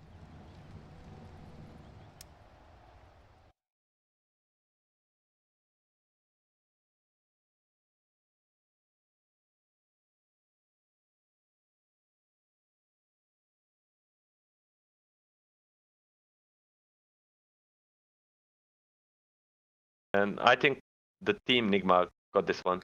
I think they got the better core matchups. The way the OG is trying to counter it, I think they're not gonna do it. Like, they have 2 range heroes versus the Mars core, and Mars is gonna have a decent lane, and they're gonna be in trouble this game. The Miracle is gonna pop off. Quick prediction, T?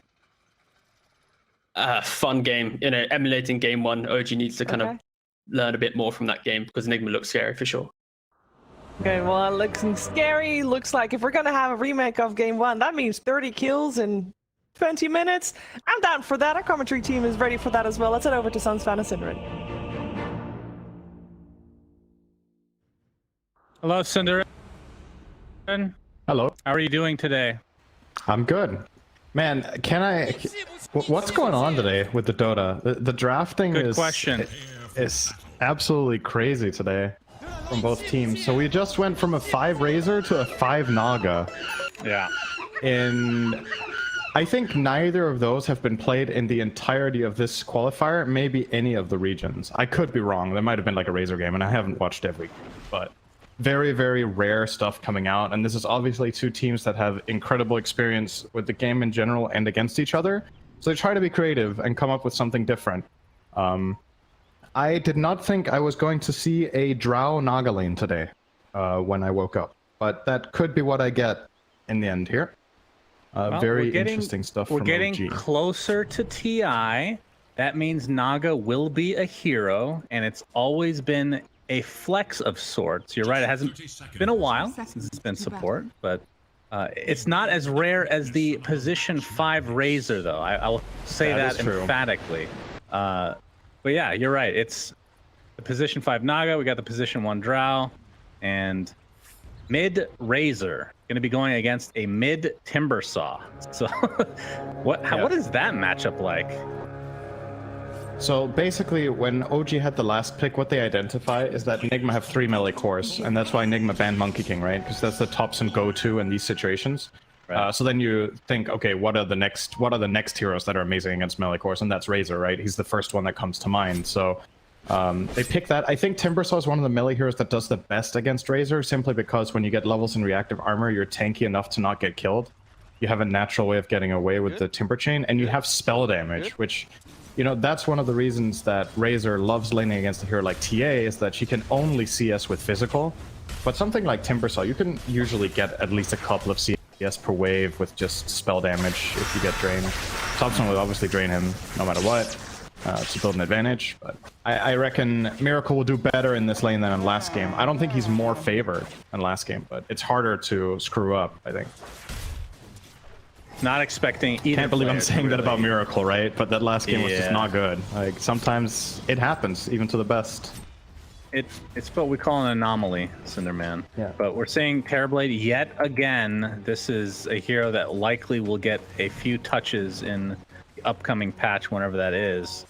But from NIGMA's side, aside from the TB, they have the old tried and true Mars ult into Phoenix Egg combo, which I feel like was super popular pre-major and then into the major a bit as well. And it's I don't know if it's dropped off or maybe like Wyvern has just taken over everything.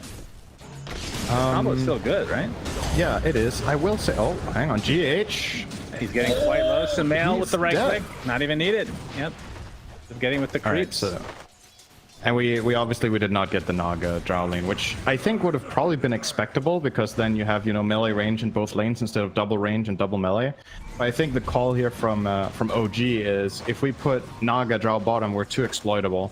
So we're gonna make our top lane weaker in order to make sure that our Drow has a good time. And I actually like this idea. I think this was a good choice. Obviously, to get the first blood there too.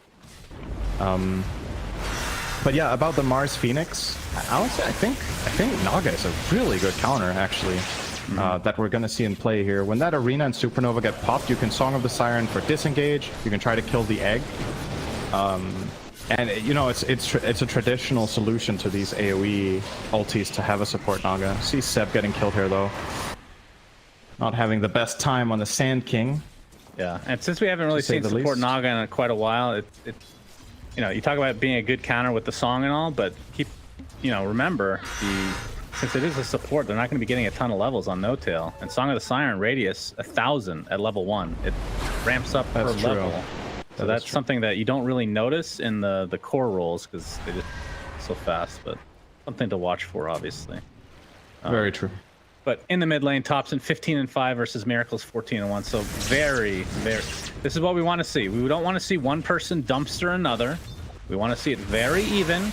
We want to see 60 minutes tier 5 items, Cinderin. Yes, you do. We can talk about that in 10 minutes if you'd like. Just remind me, set a timer.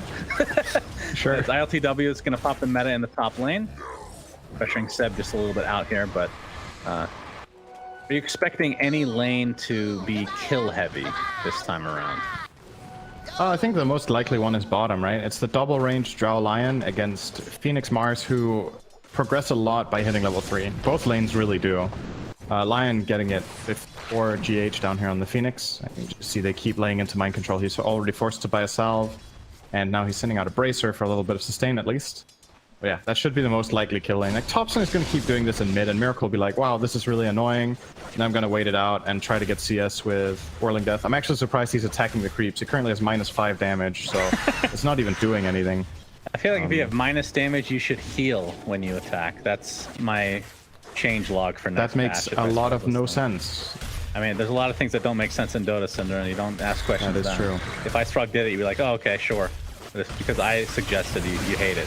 Just throwing it out there. That's generally how it goes when a smart person suggests something against when a not so smart person suggests something. Usually they think the smart person has a better idea. I really set you up for that one. I apologize for giving you such an easy one. But yeah, Drow Ranger Cinder, and I'm very excited to see some male Drow. How does that hero fare in this matchup against TB? Like when we get to one of the better game? carries for sure, because of marksmanship. Terrorblade will always play from range, so marksmanship will be active and it can pierce him. So it is just traditionally one of the best carries at dealing with it. The concern that I have for Sumail in this game actually is not coming from a core perspective, it's the Venge. I think that is a really good hero against Drow.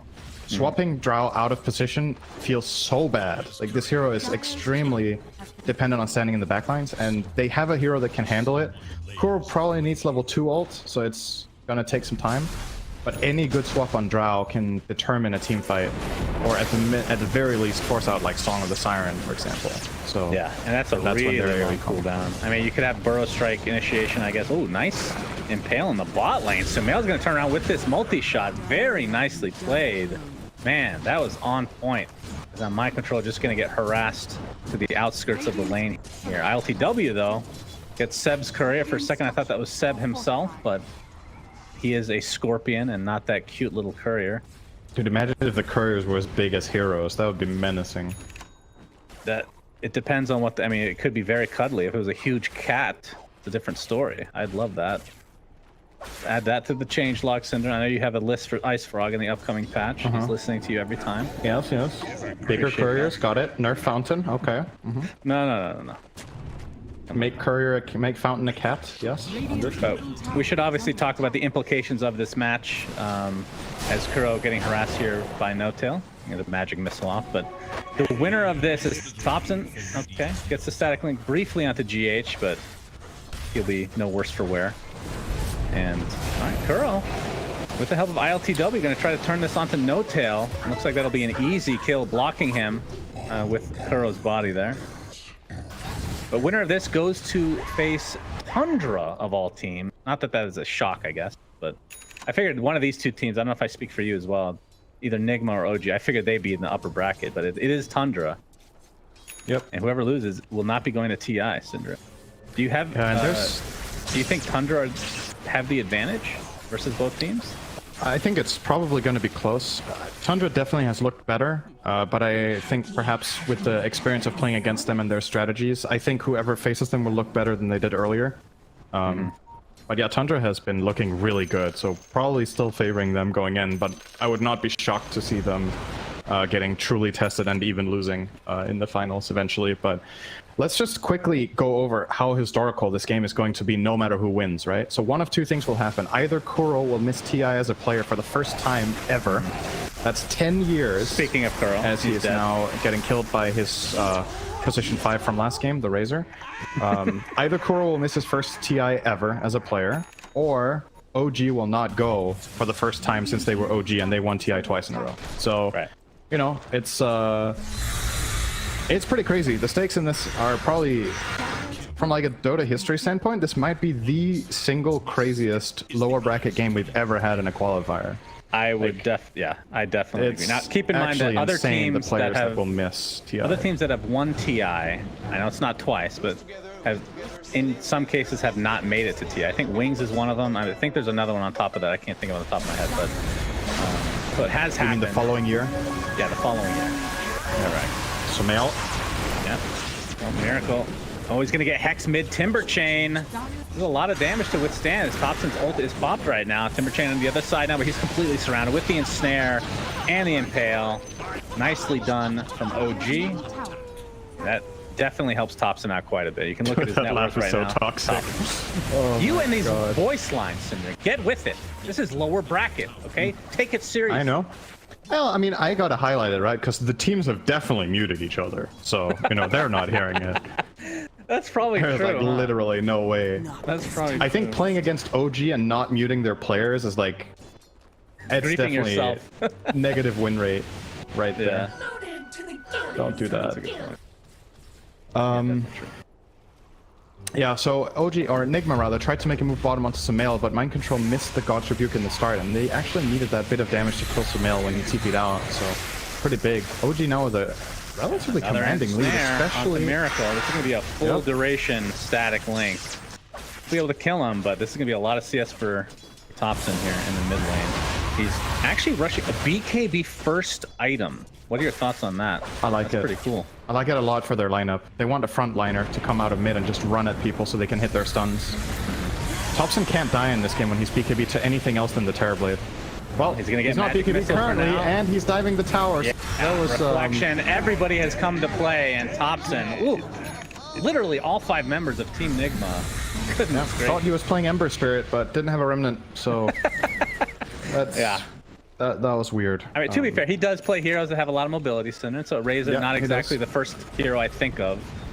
I think another thing, this is probably Thompson's highest CS all year at 10 minutes, so he needs to get down to his normal level. CS per minute was too high. Here, but Mind Control comes out of nowhere with that Mars Arena. Sumail stuck inside the Rebuke will keep him safe, but there you see the song. No tell. In the area. Oh, okay, swap, but the Gust will miss. Looks like Kuroki's going to get fingered either way, though. No Tell's going to be the trade at the very least. Seb jumps in. This is a huge team fight at the beginning of the game. The Tier 1 tower is being focused by ILTW. He will get it successfully. Objective-based gamer over here, but it's going to cost them Mind Control at the very least. So a 2-for-1. Very strange fight. ILTW didn't even bother crossing that line there, Cinder. They might, if they get Miracle, this will be huge. Timber Chains, Seb pursuing. Sox says in the area, but Thompson has another Plasma Field in 2 seconds. Needs to stay on the outskirts, and the Burrow Strike cancels the TP. 3 kills. No one already has revived. Oh, gee, what a defense. Of course, Sumail solo kills GH too. Oh boy, basically a team wipe, not including ILTW, but the Tier 1 was lost. I honestly think it was a really good call from ILTW to not dive in there and try to fight. I think that was just reckless, and it's showing maybe a little bit of I wouldn't say inexperience on Nigma's part. It's just, probably been a really long time since they've played against Naga, right? Like, it's just not maybe something you think about intuitively in the correct manner. Kuro's mega dead here, by the way. He doesn't know Tango, so he's not getting out of GH there. is here though. Gets the sun ray off. But they went too far there, Nigma, in the mid lane. There's just too much defense from OG out of that Song of the Siren, and they turn it around and get some easy kills. Kuro ends up in a really awkward position, swaps the Drow, but doesn't really set anything up with it. Hex on the mid dive, but they're not going to follow it up with anything. It sucks. These leads for OG are insane, actually. Sand King is 4K. 2,500 gold ahead of the Mars, and now Timber is also 1,500 behind the Razor. So the only player that's really keeping up with the opposition is the Terrorblade of ILTW, and that makes sense because he has 100 CS, 2 kills, 2 assists, and hasn't died. He's just farming and prioritizing that. But they're losing the fights badly, and now they might find the grand prize in mid. Kill, Cinder in, Impale into Burrow Strike. Do they have the finger to swap save from Kuro? But the multi-shot from afar, it's not quite enough to take out ILTW. He does have Sunder as well. Let's see if he wants to use it on a teammate as the egg is being focused. So down goes GH. Sumail forcing Miracle out yet again. And they're going to try to go for this tier 1 tower. Man, that is a lot of damage to Kuro. Thompson not able to clean it up with the plasma field, but If only they had Mind Control there, that would have been amazing for Nigma, but obviously OG no. Mind Control is showing in the top lane. He had TP on cooldown, he had no mana, so they are very ready to go here. Sumail with that double damage will take the tower. And at the rate this game is going, Nigma are going to need a good team fight sometime soon, because these heroes are ramping up way too fast for the Terrorblade to handle this alone. Oh no. He's caught. There's Finger. yeah. So that's a death that just, it can't happen. This is now a 5K network lead for OG at 13 minutes. Are you freaking, this is crazy. There's not an alchemist in the game. There's no weird like inflation with the gold. They're just getting crushed. Yeah, I would definitely not have expected this game to be so one-sided for either team at this point in time, but OG Dobson totally gonna outplaying have to them. be careful here. This would be a really big kill for Nigma. Of course, he doesn't have his BKB. It's still a couple hundred away. Gets swapped back into the fray. He's going to get the kill, but it's going to be a trade that, I mean, again, Thompson being just over-aggressive, it feels like. And yeah, that, I mean, he loses a couple hundred gold here, so he's going to be 300 now behind the 8 ball in terms of getting that BKB, but feels a little bit less disciplined than we're used to seeing, but either way, still have a massive lead for OG. Nice deny in the bot lane from GH. So from Nigma's side, do they need to start getting aggressive? Is there a power spike incoming? I mean, Blink Dagger is going to be pretty important for mind control, but still basically 1,000 away from finishing that.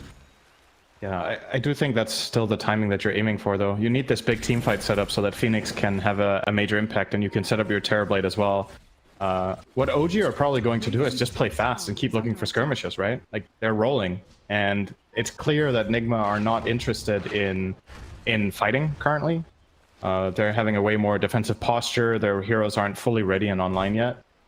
So knowing OG, they get really hungry when they sense that the game is going like that, and they will look for more moves. This top tier 1 tower is definitely the next objective. Yeah, Sumail's there to take it as mind control, yeah, in the area, but not looking to set anything up. Just wants to make sure that he survives. Maybe push a little wave here, make sure they can't go any further, but still 700 away from finishing Blink Dagger for himself. Meanwhile, Seb is sitting on 1,700 current gold while already having Blink Dagger, and now he's taking some stacks. Looks like Yules is on the menu for him. Speaking of being hungry.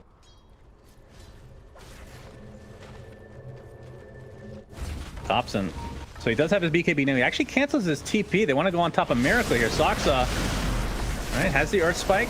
Seb, Burrow Strike to follow. No, he's going to get stunned in the meantime. Chocolate good double. Well. 3 heroes stuck there. Seb on the outskirts gets popped. Thompson trying to go for this egg. Looks like he'll get it at the very least, but it's inside the Mars arena now. But the BKB allows him to go back inside. He's getting right click from far by ILTW. OG now on the run. Mind control here, not able to hit, but Thompson has to change directions thanks to Miracle jumping in. Rebuke, one more right click should do it. A huge kill for Nigma. And OG now giving up some valuable kills right on the sideline. Multi-shot is enough to take out Kuroki. And now Miracle, wrong place, wrong time. Finger of death from Soxa. And that is enough as Sumail is cleaning up. Naga, okay, the song was there, but yeah, he got out of range of mind control. Tried to reach the Terrorblade, so then the Mars got out. Yeah, we talked about that range. Still level 1. Absolutely noticeable there. Only the 1k range on level 1. But yeah, that, like you said, that looked pretty good for NIGMA, but then Miracle overdiving it. It has been happening a couple of times in today's games. In the first game on Invoker, even though he had an outstanding performance with some insane spellcasting, there were these couple of moments that get really high intensity and very stressful for them. And you can't help but feel like you're right about what you said earlier, that it's just playing against OG, right? Like the tempo and the intensity that the games have, just it's like forced errors, you know? It's really what it feels like. And Sumail came in with a nice flank too. And Yules is now online for Seb. He is working on the Shivas next. I mean, even Soxa almost has his Blink Dagger, so 4k net worth lead. So they've kind of stabilized a bit here from NIGMA's side, I want to say. Because that was snowballing out of control. It was, what, 6k? And it went down to 2k or 3k. So they're at least not getting snowball on right now. But then again, Soxa is in the area to try to set something up here. Finger of Death is down, though, for quite a while.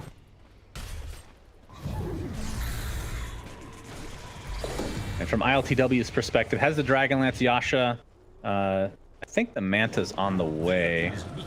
Yeah, Recipe's on the courier, so we'll have the Manta style. And then the all-important Blink Dagger for Mind Control is up. So, is this the time? Do you want to maybe wait for OG? I mean, it's easier said than done. Try to go for Roche and then contest it since you have such a good team against it, which will be now. They do realize it though. They're TPing in and trying to smoke. And they have Arena I Egg. don't know if they're going to be in time. No, they're baiting Miracle. They don't realize this is happening at all, actually, unless they're too late. Too late. Dead. Miracle, somewhat close, but not close enough, it seems. That is the Aegis for Sumail. And Miracle already only has half mana here. Has a Soul Ring available, but yeah, you're right. That looked like a clear bait that was not bitten by OG. I feel like they would have taken it if Roche was not available. That is, feels like could have OG's worked, maybe, yeah. That's also one of the nice things about Naga Siren, right? Is your ability to go to Roche. Like, a lot of the times in these games, a lot gets decided there. Naga is one of the best supports in the Roche pit at all, because you can start the Roche with Drow there, and you have the big feeling of safety that if you do get jumped, you have a reset button to get out and reposition and maybe turn around the fight and win.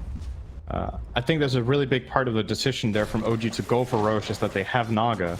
Because their lineup isn't inherently very good at killing Roshan, but that safety factor really makes a big difference. Right, Notel has Meteor Hammer. Oh boy! Stuff. Song and a Hammer. A classic, a timeless classic. Yeah, that's not the words I would use for that, but the meme hammer build, for sure.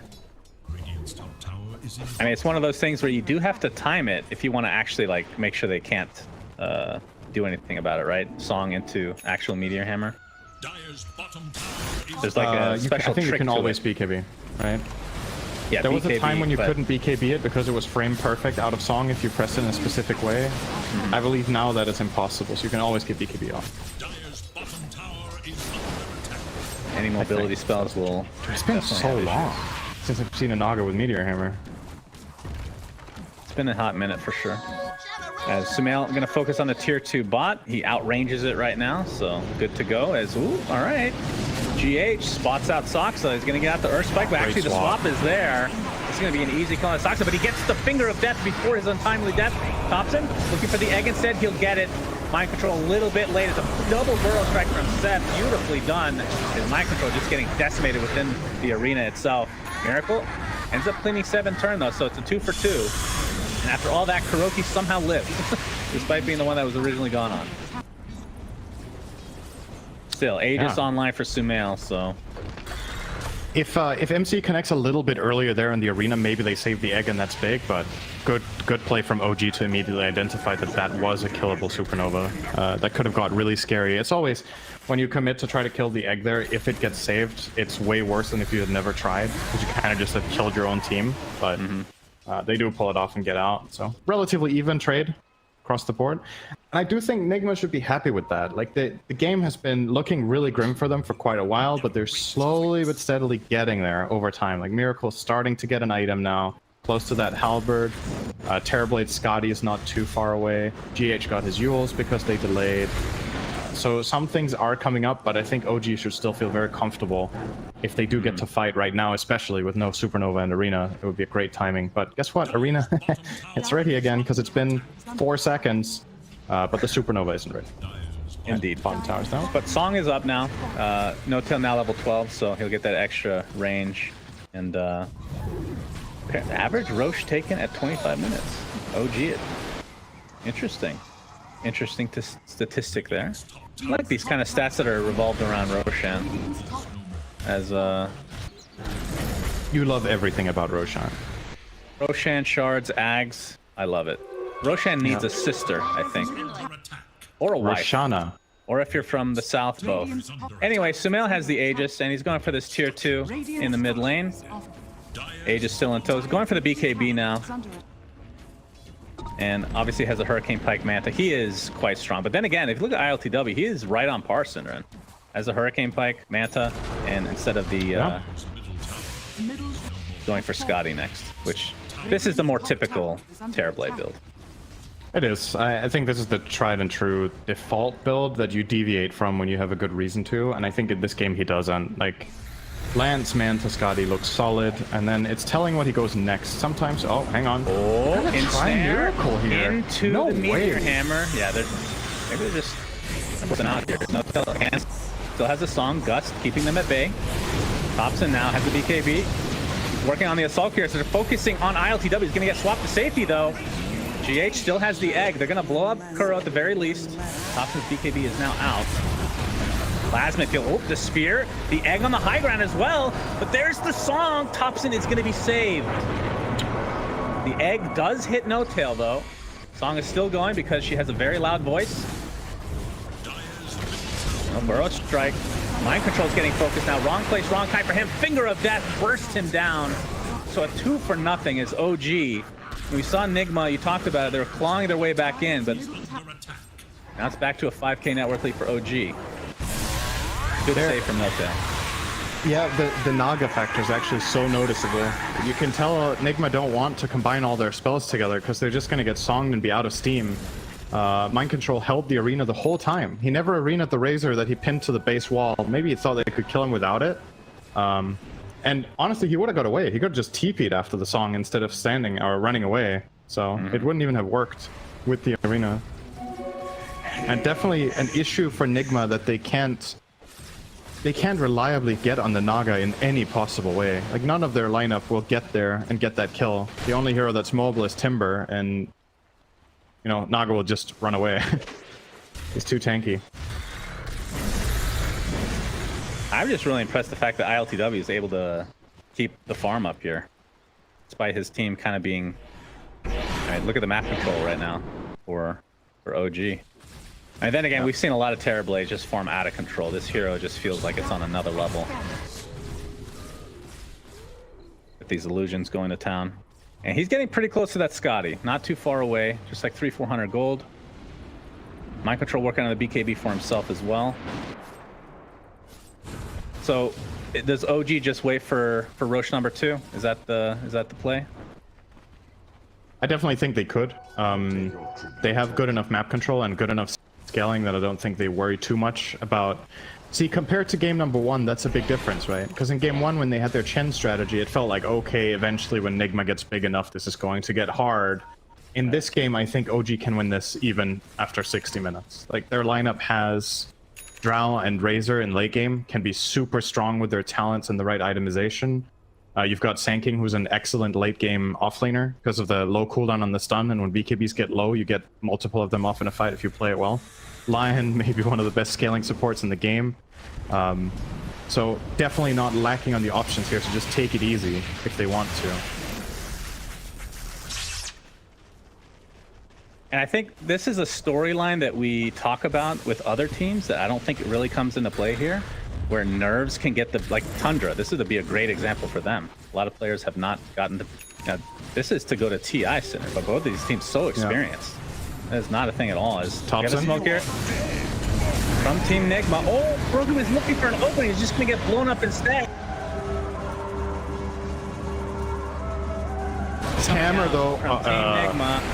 Okay. Yeah, what is the hammer? As the egg comes out, you can see the shard is already picked up by him. And ILTW with the meta focusing on Topsy. He's going to be able to get it as the egg goes off as well. Nice impale from Soxa with a big epicenter onto 2. Down goes ILTW, a huge initiation from Seb. And that's going to cost them 3 and make it 4 with Kuroki dropping to the deck. And this is likely to be a full team wipe if they're able to get Miracle here. Seb is actually going to stay alive throughout all of this. What a crazy counter initiation, turning into an ultra kill for Sumail. My God, Seb. That was bizarre. Like, what an insane song. They were so stacked up in their own arena. He starts channeling the Meteor Hammer, and nothing happens. Like, it just hits the ground. They're all still asleep for another 4 seconds. There's no combo at all. But it didn't matter. It set up Seb for ultimate success to get that song out, and they just run away with it. Sumail 11-0 gets an ultra kill in that fight, and he's knocking on high ground, getting tier 3. They're going to respect the respawns here and back up, but 12,000 gold, such a huge moment for OG. That one fight doubled their lead in terms of net worth. And now they're going to get even more out of it because they're farming the jungle. And like you said, Roche is going to be the next thing on the menu. So 17 seconds to go. There's a DD top. They see this along with Roche in a few seconds. This will be a hard thing to contest for Team NIGMA. And we're talking about ILTW, no meta for 55 seconds. So there is plenty of time to get all of this. Yep. See if they scout it out. So Roche is up. This is the Shard Roche. DD. It's Dare bottled. I say it, between the wacky position 5s of Naga and Razor, one has looked a little bit better than the other in this series. Hey, you make it sound like I know that Naga hasn't been picked as support lately, but historically she's been. Oh no, I'm not saying it's bad at all. It's just different, right? But you can really see why OG put its support this game and what it accomplished. It's been super impactful. They get the Aegis, they get the cheese, they get the shard. Okay, Finger of Death, but there's the swap onto ILTW into the song. Seb. All right, we're gonna see the Meteor Hammer with the epicenter to follow. They just want to focus on GH. He's getting really low, and a multi-shot finishes him off after the Yulzu. Buyback into the game, though, still has his egg. Mind control, just on the wrong place of the terrain here. And he's gonna have to buy back as well. But these Team NIGMA members are dropping like flies, Cinderin. As the impale from 2, oh my God. The ensnare to follow. They have to get ILTW out of here if they're able to get to TI. This is the big moment right now, but the egg goes down. ILTW has his Thunder available. He's so freaking low. Option, but there's the Burrow Strike from Seb. That is a dieback. Oh my goodness, Miracle now. This looks to be it, Cinderin. It looks like OG are going to the grand finals, and Team NIGMA, the last finalist at TI9, will not be going to TI at all. Unreal. It's so crazy. It's like no matter what the outcome of this series is, it's just insane, right? Like, we knew that when the qualifier started that this was going to happen, and it still feels so feels so crazy when it does. Like, we can't be surprised, right? One of these we're not going, but still it feels like it really catches you off guard somehow. But man, what a game from OG. They played super well this game. So good coordination. I've been talking a lot about the Naga pick and what it did for the game. I think Soxa played an outstanding Lion game. Seb Sand King was very good as well. And Sumail just had like the perfect game. He was so set up the whole time. 13-0-13. Not the unlucky number in this game, unless that's a bad omen for the finals, but really good stuff. If OG playing like this, Tundra's got to be a little bit... They got to be ready today. Kuro's not going to... Yeah, I know. First time ever for him. Who does that leave? Isn't there a Puppy list? only. It's just Puppy now. Puppy is the last player to have played at every TI. Wow. That is... That's impressive, but... Yeah, what and a series. Imagine his qualifier if Secret were also in it somehow. I know that would have been ridiculously unlikely, but Could you have imagined that? If those three yes. teams had to play for the I spot? can imagine it, actually. Yeah. But it wasn't the reality this time. So